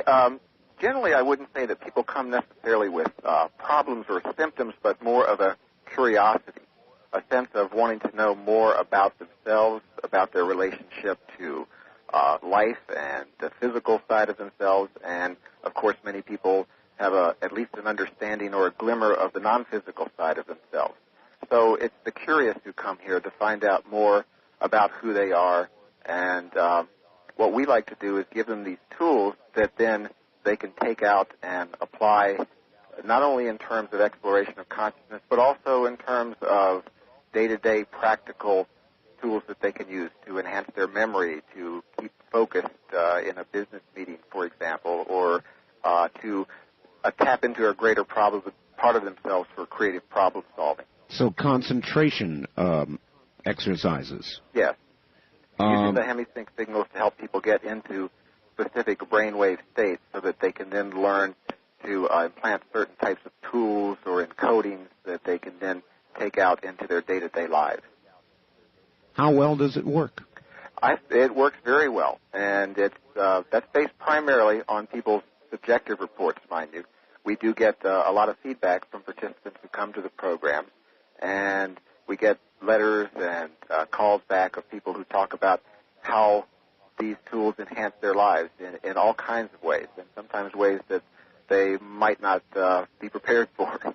Well, do people come to you for a weekend or a week or a month, or how does that work? Yes, most of our programs here in Virginia, all of our programs here in Virginia are 5-day to 5.5-day residential programs where they come and they are here immersed in the process. We also do weekend workshops. We've just started doing this, weekend workshops out at various places around the country. We've done several in Chicago, had a couple take place in California, have one coming up in August in California. And if I might, could I give our phone number for people who might be interested in getting some more information about the program? Of course. Detailed information? Yes, of course. Okay, our phone number here, it's area code 804, number 361-1252. And we have people standing by even now, and also there is a message machine if they call after office hours. So if people are interested in getting some more literature about the programs, about the Institute, we would certainly welcome their calls. Wonderful. Wonderful. All right. Well, I hope you get a lot of calls. Again, these would be people who would like to explore more of their inner self. Is that about right? More of their inner self or physical self or both? It's both. We also have plenty of tape exercises, cassette tapes, that people can listen to at home in addition to the programs that we have. So that's the outreach of our educational division. And some of the physically related tape exercises are a part of a whole series that we call Human Plus, or H Plus for short. All right. I had somebody in Cresswell, Oregon, who had a question for Mr. Monroe, but maybe you'd be the one to answer it, though. All right. It is this. Why the Focus 21 on-up Hemi-Sync tapes are not offered for sale in your catalog? Okay, that's a good question and a frequently asked question. Just to familiarize your listeners who might not be familiar with the various focus states, if I could, I'd do a quick review. That in our programs, we start, Mr. Monroe already mentioned the Focus 10, which is a basic state we call mind awake, body asleep. Beyond that, we have a Focus 12, which is a state of expanded awareness. Once someone has learned to detune the physical senses, yet maintain consciousness, then they can start expanding and experiencing beyond those physical senses. We have another focus level called 15, which is a state of no time, is the label we use for that. And then Focus 21, which your caller referred to, we call a bridge to other energy systems, to other non-physical realms where people can perhaps visit or gather information or get in touch with larger parts of themselves, or perhaps some people consider them things outside themselves. The question was, why are those tapes not, the advanced tapes, not available to the general public? That's right. Yes, and we have several reasons for that. One of them is that we really feel like that these higher focus levels, these powerful focus levels, that it's most appropriate that people listen to them in the context of programs that we offer with the support of a training staff. It's not that we feel that people might have bad experiences, but they might have very powerful experiences that it would be helpful for them to have some counseling or the possibility to help them integrate these very powerful experiences. All right. Is there anything dangerous about achieving any of these states, specifically dangerous? No, nothing at all specifically dangerous about it. We just feel that it's appropriate for them to have preparation and an understanding of what they're likely to experience in these sorts of states, so that they are prepared for the sort of things they might encounter. How do the states that you help people achieve differ in any way from traditional meditation techniques? I'm not sure necessarily, Art, that they do.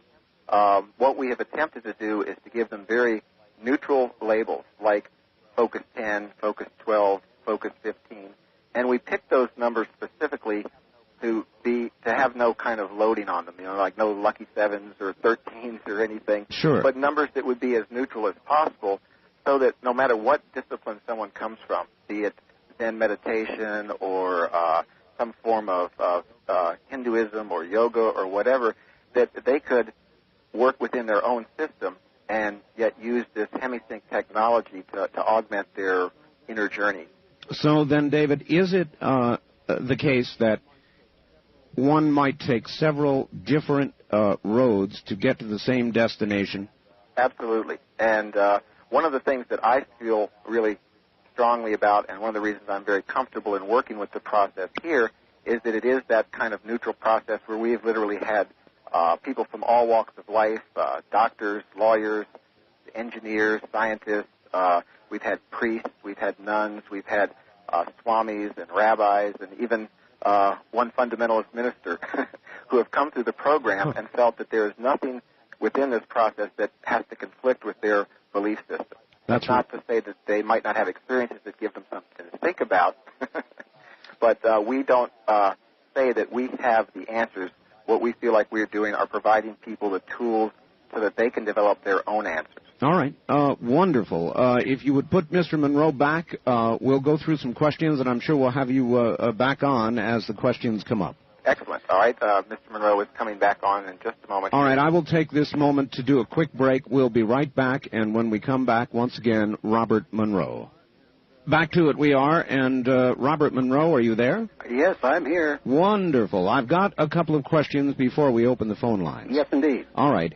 In your latest book, Ultimate Journey, you discuss the park, a place where people are sometimes taken after they die to acclimate to their new state, decide their next move. Mm-hmm. How could one go about reaching the park on their own, either out of body or after death?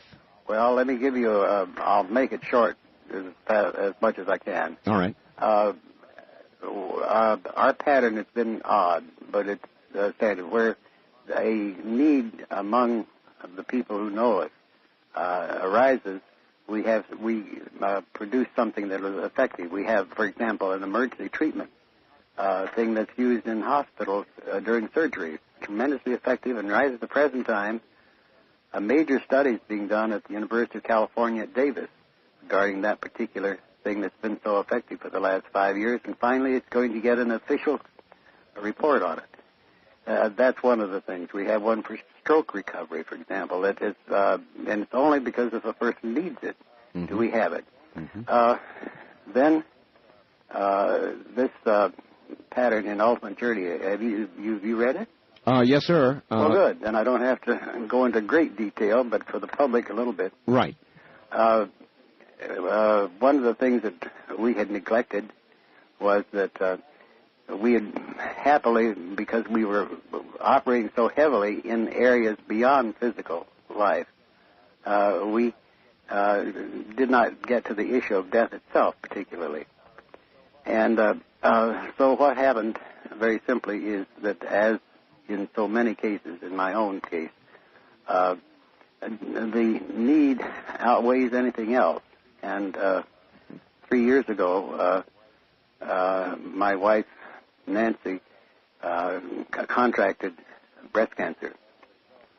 And as a result, I, in my typical demand way, said, well, let's provide a system whereby I can be sure that she goes to a place, if she passes on and dies, that I would be able to find her and be with her.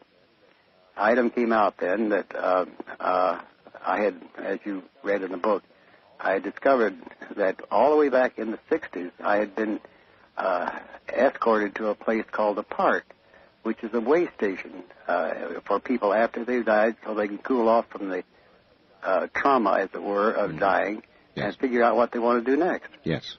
Anyway, it's from that and researching that, and also with the areas of people who I knew had already died, we set up a program called Lifeline, which Dave may have described to you, but which in essence is one to in turn help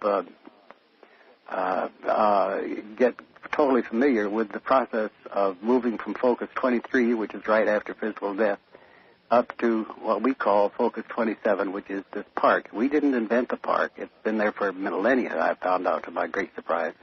But anyway, as of now, we've had 3 years, roughly 400 people have participated in this particular program, and they have made, during the program, only and during the program, each of those 400 people have made 5 runs retrieving someone out of Focus 23 who was bewildered or in shock and escorting them up to this way station park where they can cool off. Each have done it 5 times. How many does that make of those documented runs? Is a total of 2,000. Wow. Big stuff. Big stuff. Yes, sir. And they do in turn, and there is we have a postgraduate study on that going where we are verifying the data of the person who had just died and try to get information that can be verified. It's quite difficult because it's out of time, if you understand what I mean. I do. Somebody has been wandering around in 23 and not knowing what to do and bewildered for maybe 100 years.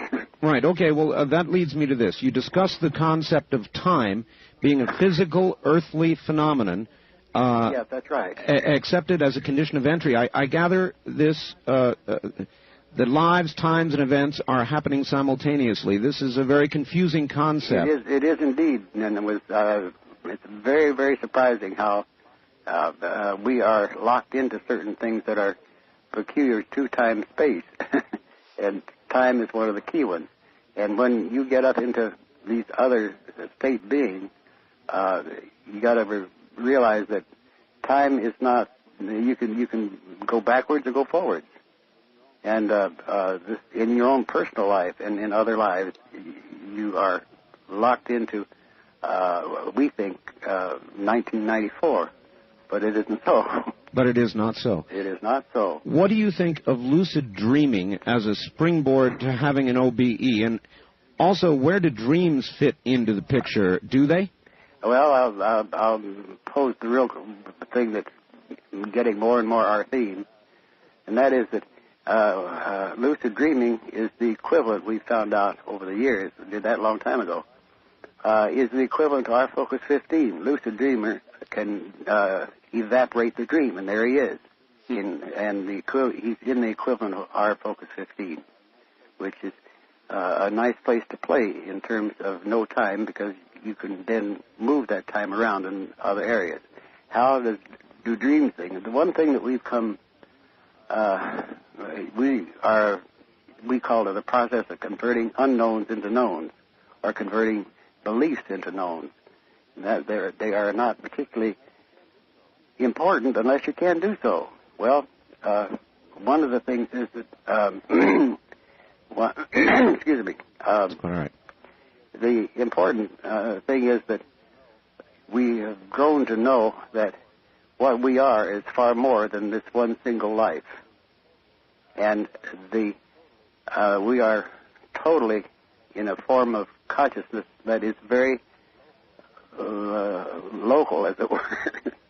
And the dreams that are interpreted as this are a means of our total self attempting to get signals down to this conscious self here. And that's why they sometimes are very wild, and sometimes they're very funny, and sometimes they're just pure information.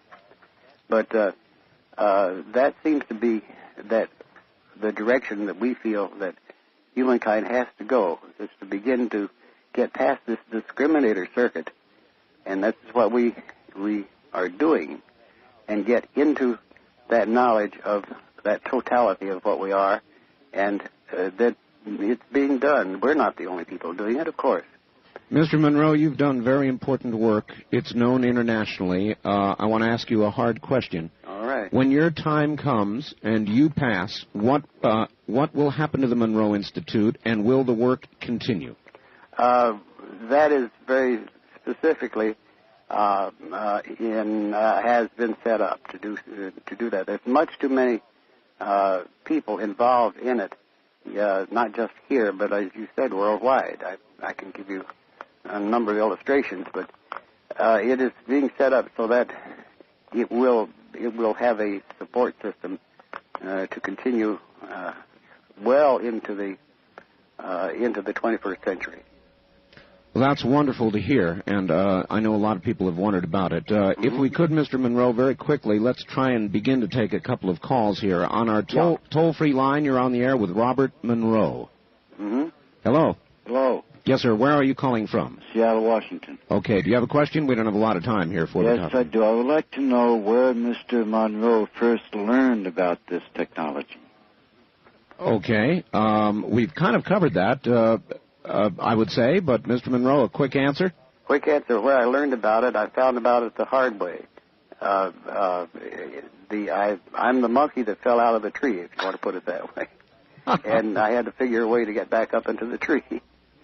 So really, through a personal experience, it began all by itself. You set out on a quest to learn what was happening to you. Exactly. Out of necessity, as a matter of fact. And one of the most surprising things that has indeed come up in recent years, that back in those early days, I had an exquisite amount of help. And even today, I cannot assure anyone exactly where that help came from. One has to wonder, Mr. Monroe, how many people worldwide are going through exactly what you went through, perhaps without the support system that you luckily had nearby. Mr. Monroe, we're going to break here for the news at the top of the hour and come back and open up the phone lines. How's that? All right. Very good. Very good. Robert Monroe from the Monroe Institute, a very unique opportunity to talk with a researcher who has been there. We'll be back. On a Sunday evening, particularly appropriate, I think, this evening. The name of our program derived from its physical adjacency to that area known as Dreamland, but with dual application in the interview of Robert Monroe, who doesn't give that many interviews. It is a great pleasure, and we are going to get phone lines open this hour and let you ask quite a few more questions. In that hope, let me go ahead and take care of a little commercial obligation right now, and in just a moment, Robert Monroe. Once again, Robert Monroe. Mr. Monroe? Yes. Yes, sir. Again, it sure is a pleasure to have you on here. Well, it's fun for me because I can open up a lot of things and don't have to be nearly so formal. But remember, radio is my old business. Oh, it's a wonder. I love radio. Mr. Monroe, somebody just sent me a fax, and they're asking about two things. One, in your travels, do you have any insight on two questions? One is, have you ever met with a being or met a being that is not human? And yes, I have. Oh, yes, you have? Yes. And let's put it this way, it is indeed limited. But the thing that I discovered, not unreasonably, is that we are a curiosity to other beings. Also, they have no particular desire to dominate us or something like that. We are a nice experimental species, as it were, not much more than that. That's my impression. And the other is, do you have any better understanding, because of all this, of our Creator or a God? I have very much that. One of the things that I had it all the time and didn't realize it, that is that this Earth life system is a created process and a creative process.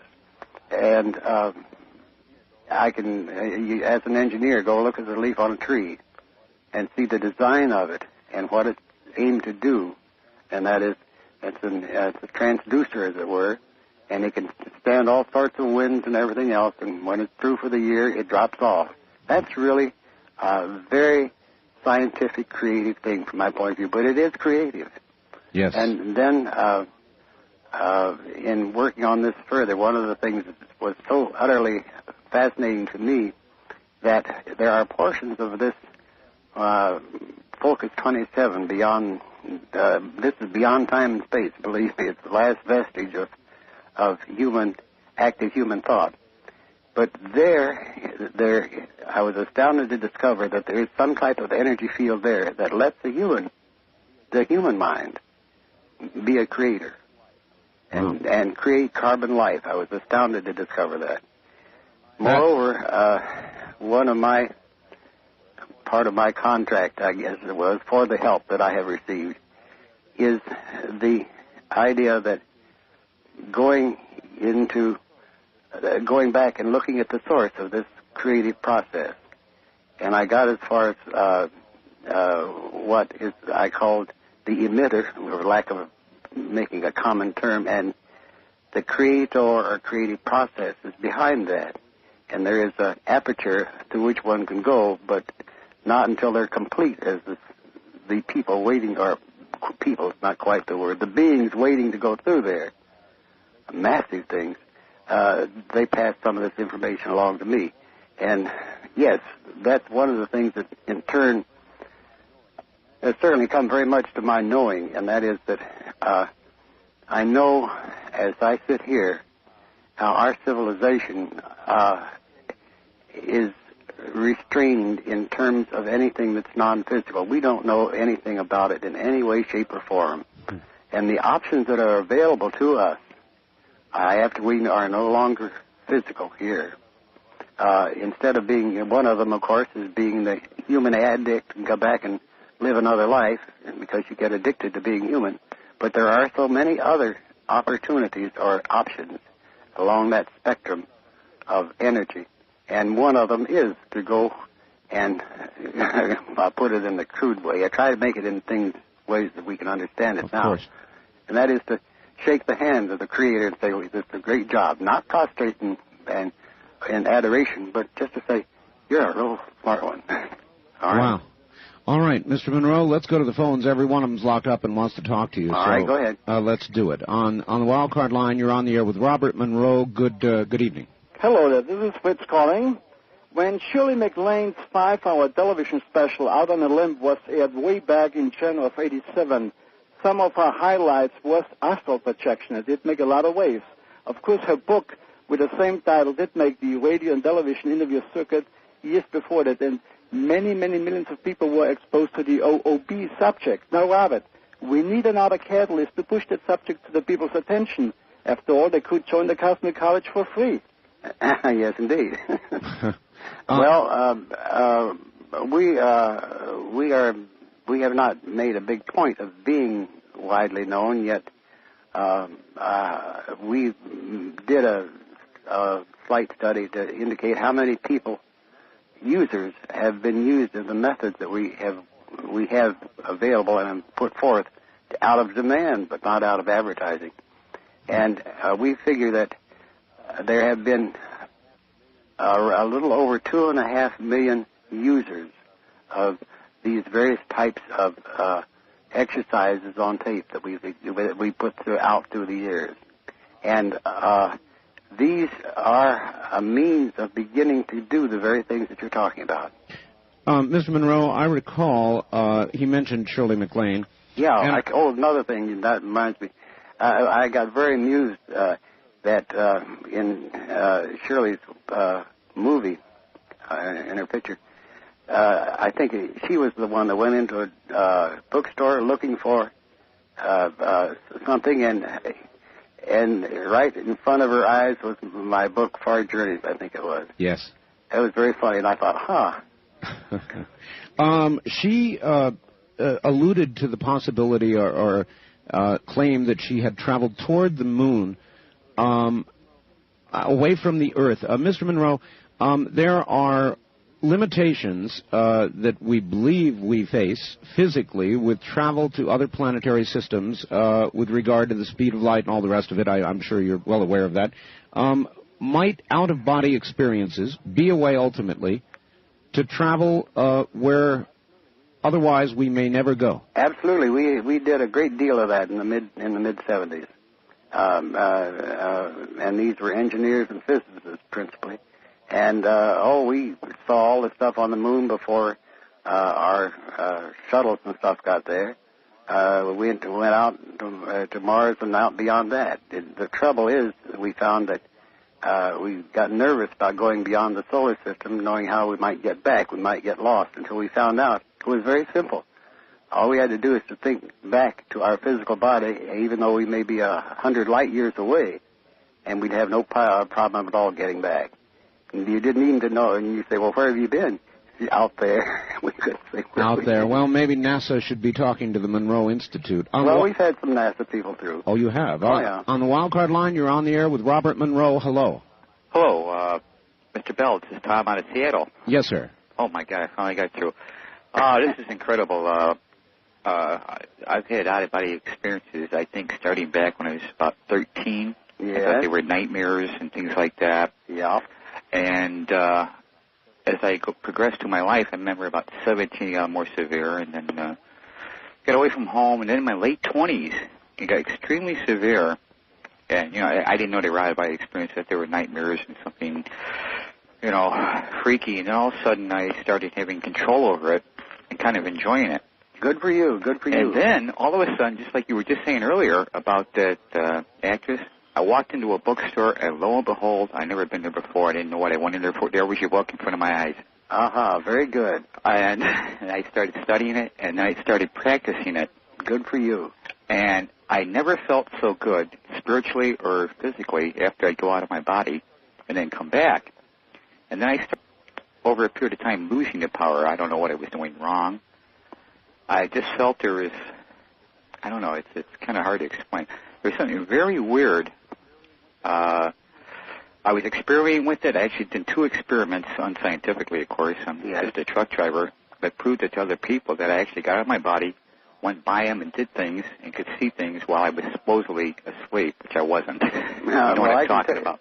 I can tell you one that I had to do out of desperation to be sure somebody understood it years and years ago. I went and I pinched this woman in her side. It left a bruise. Oh, my. Oh, my. And so then it is possible to have physical manifestations during an out-of-body experience. What I was doing, I've discovered years later, was that I was not pinching her physical body. I was pinching this other body. Oh. You see, and that's what left the bruise on the physical. But it was so astonishing because I didn't think I pinched her that hard at all. It was on right just above her, around her waist, or up above her hips. Very discreet of you, sir. Yes, it was discreet. All right, on the wild card line, you're on the air with Robert Monroe. Hello. Hi, this is John. Let me turn down my radio. Thank you. So remember to do that, everybody, right away, please. We have a delay system. Okay. I have a question for Robert Monroe. Yes. I read his book, both of his books, in fact. I read Journeys Out of the Body and also Far Journeys. And Mr. Monroe, I have a question for you. In your book, Journeys Out of the Body, you talk about this one incident where you have the intent of visiting this one person at this house. You give his initials as EW. Yes. Mm-hmm. And before you do this, you end up going to this garage, and after that you wonder why you ended up there instead of visiting this one person. And later you visit this area, and you find out that there were these power primaries near the garage. Well, the thing is that, go ahead. And and you said they had a fairly high voltage. Yes. Mm-hmm. And then in the book you say, do electric fields attract the second body, and is this the medium through which it travels? And I thot that was kind of interesting. Well, I've just learned, of course, that it's not electromagnetic. That's for sure. We've become very acutely aware of an energy field that our science knows nothing about because of the simple reason they can't measure it.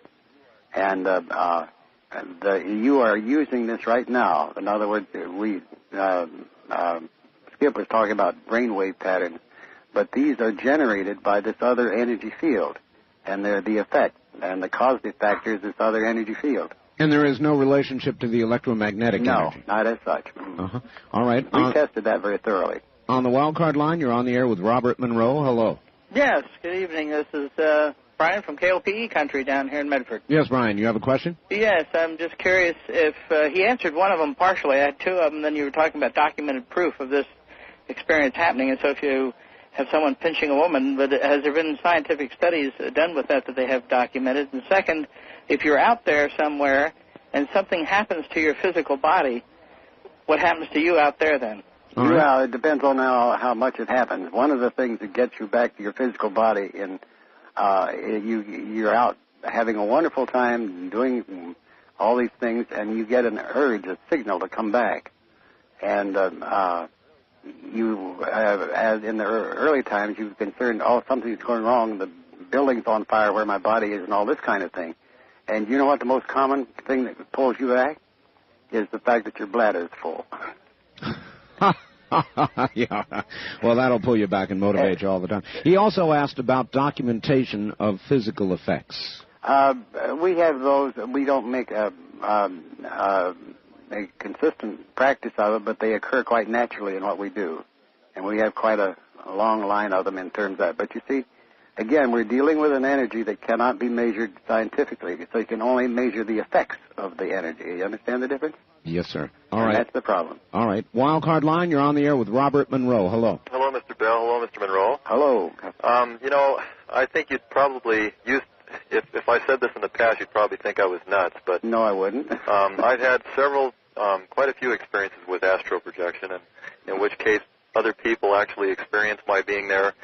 They didn't know it was me, and I never told them in advance that I was going to do what I did. Very good. As long as you did not tell them in advance, that's a very important key. Okay, but now it was incredible when I found out later, and another friend that I had told that I did this was on the phone with us. The three of us were on the phone, and it sort of unfolded. But what I wanted to ask you, and Art had Richard Hoagland on, and I asked him when he was on about the Viking lander on Mars and how specific questions about the arm that was supposedly jammed. Yes. And I actually had the experience that I went in 1978 to Mars and found that the arm was jammed and that I unjammed it. Hey, that's very good. But I haven't to this day, and it seemed like Richard Hoagland didn't came up with a very logical explanation of what happened, and he explained it over the air. So it may have just been my imagination. But I have very real experiences with it. Very good. And it was an incredible experience. Well, I can tell you the most common illustration of this other energy field of which we have a part and we manipulate a part, but we don't know we're doing it. And that is that you will maybe of an evening say, well, I ought to call Bill tonight. And 5 minutes after you think of that, the phone rings and says, oh, no, this is Bill. Well, I thought I'd just give you a ring. And how many thousand times a day that happens in the human, this human civilization? Well, is that precognition, or did you cause Bill to call you? You caused him to call. You were thinking in his energy field, and you imprinted him. And I must have had that happen, at least 500 times in the last 50 years. And in the last 50 years, how frequently have you sat down and wondered about the ethics of that? Well, that's a good question, isn't it? I think so. And the other part of that question that you immediately say, well, that's one of the things you see that's omitted within our culture and our civilization, and it's done a lot more than we consciously think. Makes one wonder how much action is really willful. On the toll-free line, you're on the air with Robert Monroe. Where are you calling from, please? This is Dave in Spokane, Art. Yes, hi, Dave. Again, well, I said when we were talking with Mr. Hoagland that my expertise wasn't in that area. It was more in this area, and here we are. It's good to know that you're not alone. Yeah, it's good to know that I'm not a kook because I've been doing this. I'm 50, and I've been doing this since I was about 5. Yeah. And in the entire gamut, I've probably got a million things I could say to you. Well, what I would like you to do if you've gone that far, or anyone else going that far, by all means, drop us a note. We would indeed like to hear about it. Well, I certainly would. And we would certainly appreciate it. And write to our staff psychologist, Darlene Miller. And all you have to do is it's Route 1, Box 175, Faber, Virginia, 22938. Route 1, Box 175, Faber, F-A-B as in boy, E-R, Virginia, 22938. F-A-B-E-R? Faber. I would say Faber. It's Faber, yeah, but they like in Virginia they call it Faber. Okay. I had one question for you. Very quickly. Very quickly, have you ever been to a place where it was totally dark? All right, and on hold that answer, Mr. Monroe, and we'll be right back with you. This is Dreamland on the CBC Radio Network, half-hour mark. My guest is Robert Monroe. There's more. Back in the 70s, that was the equivalent of that type of reading, and it was electromagnetic, but we do not perceive the aura as such. But you can perceive, believe me, you can perceive other energies of people, but it doesn't come out as an aura; it comes out as a radiation, and you can't see it; you feel it. Mm-hmm. All right, sir. On the toll-free line, you're on the air with Robert Monroe. Good evening. Hi, how you doing, Art? Fine. Where are you, sir? Santa Barbara, California. Santa Barbara. I had an experience a couple of years ago where I was sitting outside in the morning about 4 o'clock, wide awake, and I started going up through space, out into space, past the moon. It was extremely exhilarating. Yes, it is, isn't it? Being totally free, just floating. I went out to a point where I could recognize all the stars and the constellations. Then I got to the point where I couldn't recognize anything. I looked back and I couldn't see our sun anymore. Mm-hmm. I kept going to a point, and then I really started getting frightened then. Yes, I know. We got into that, and that's why I say we finally figured out how to cure that fear of being not knowing where you are. Right. I finally came to a planet, and I was coming down to the surface of a planet, and there were hundreds of people in my mind, looking at different knowledge that I had, anything that I knew, just, having conversations. And I came down to a particular place on the planet, and an old man came out, and he essentially came into my mind, told all the other people to leave. And I asked him where I was, and I said that he told me where I was, on this planet where humans live. And I asked him, why was I there, and how did I get there? And he said, well, you're from a penal colony, and I'll send you back. I said, but I don't know how to get back. And so he sent me back. Yeah. And this took all about 15 minutes. Well, I was wide awake. When I got back, I was just shaking, and my whole body was shaking in cold sweat. I can appreciate that. You see, that's the thing. I went through some very many different phases of that type of thing.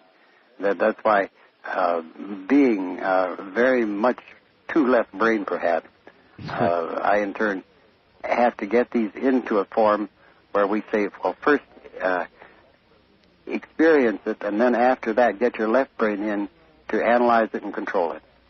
Mr. Monroe, again referring for a second to the near-death experience, there are so many parallels.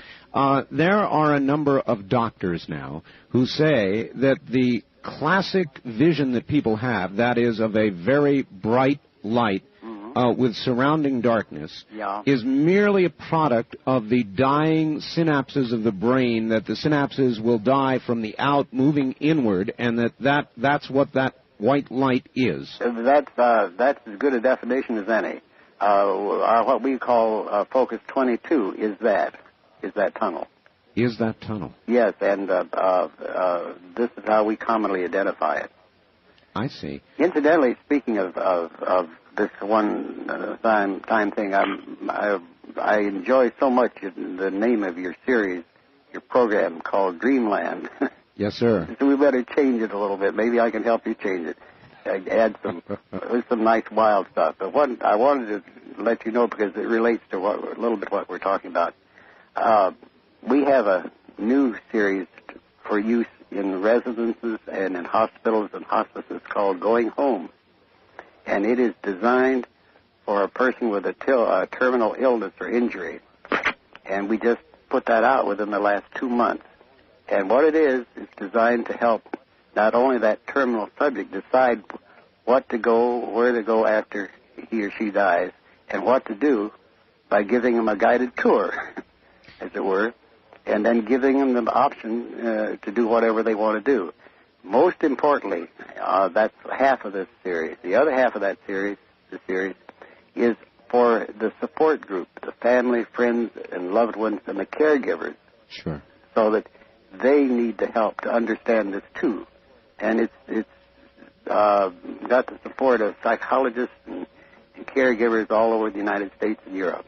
Would you say that somebody who knows roughly that they are going to die, that they are going to pass on, is a fortunate person? Would that be a fortunate person, or would it be better not to know? Oh, I very much believe in the believe is not enough. I should put it in the no category.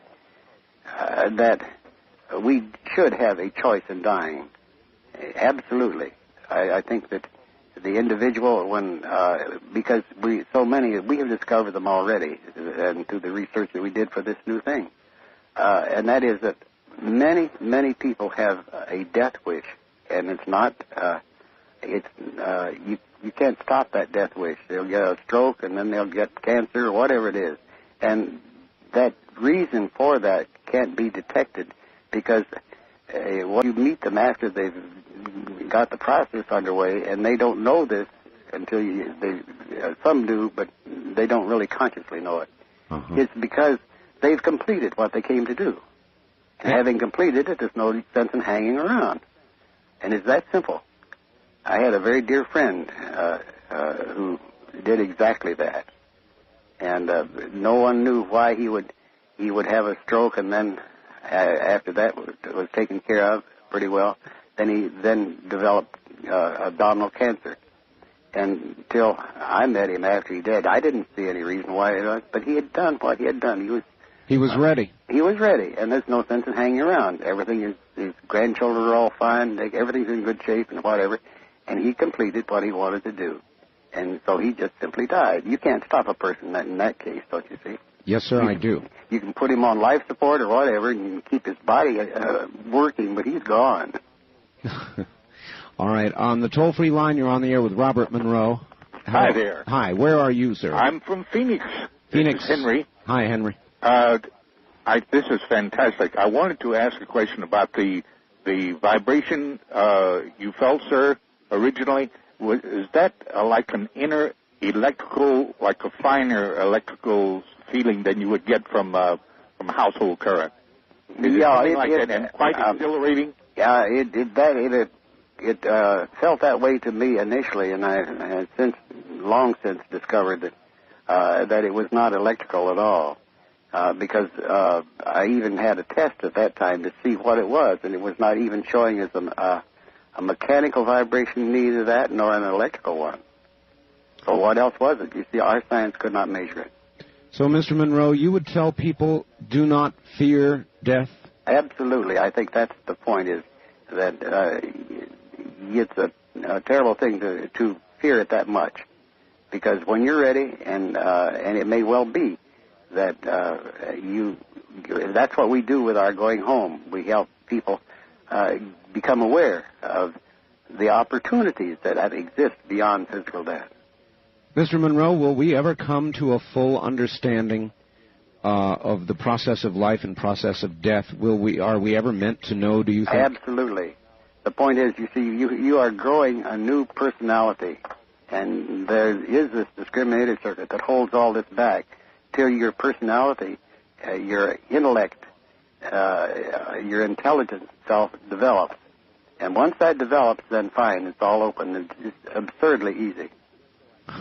That's what your dreamland is, don't you see? Yes, sir, I do. And Mr. Monroe, we're out of time. I want to give your phone number. I know there's 1 million people. The lines are still clogged. They have questions. It's area code 804-361-1252. Yes, and they can call that during the day tomorrow also. Okay. Or all during the week, as far as that's concerned. One more time, sir. Give us your address, please. And I'll make it real simple. The Monroe Institute, Faber, Virginia. F, like the pencil, Faber, Virginia, 22938. Sir? 22938, 9749. All right, sir, it has been a pleasure having you on the program. I would love to do it again sometime. We're just out of time, and I've got to go. It did get going, didn't it? Oh, it did get going, didn't it? Mr. Monroe, thank you. My pleasure. Take care. Robert Monroe of the Monroe Institute. To order copies of this program or any other Dreamland program, area code 503-664-7966. It has been a pleasure. Thank you all. and good night.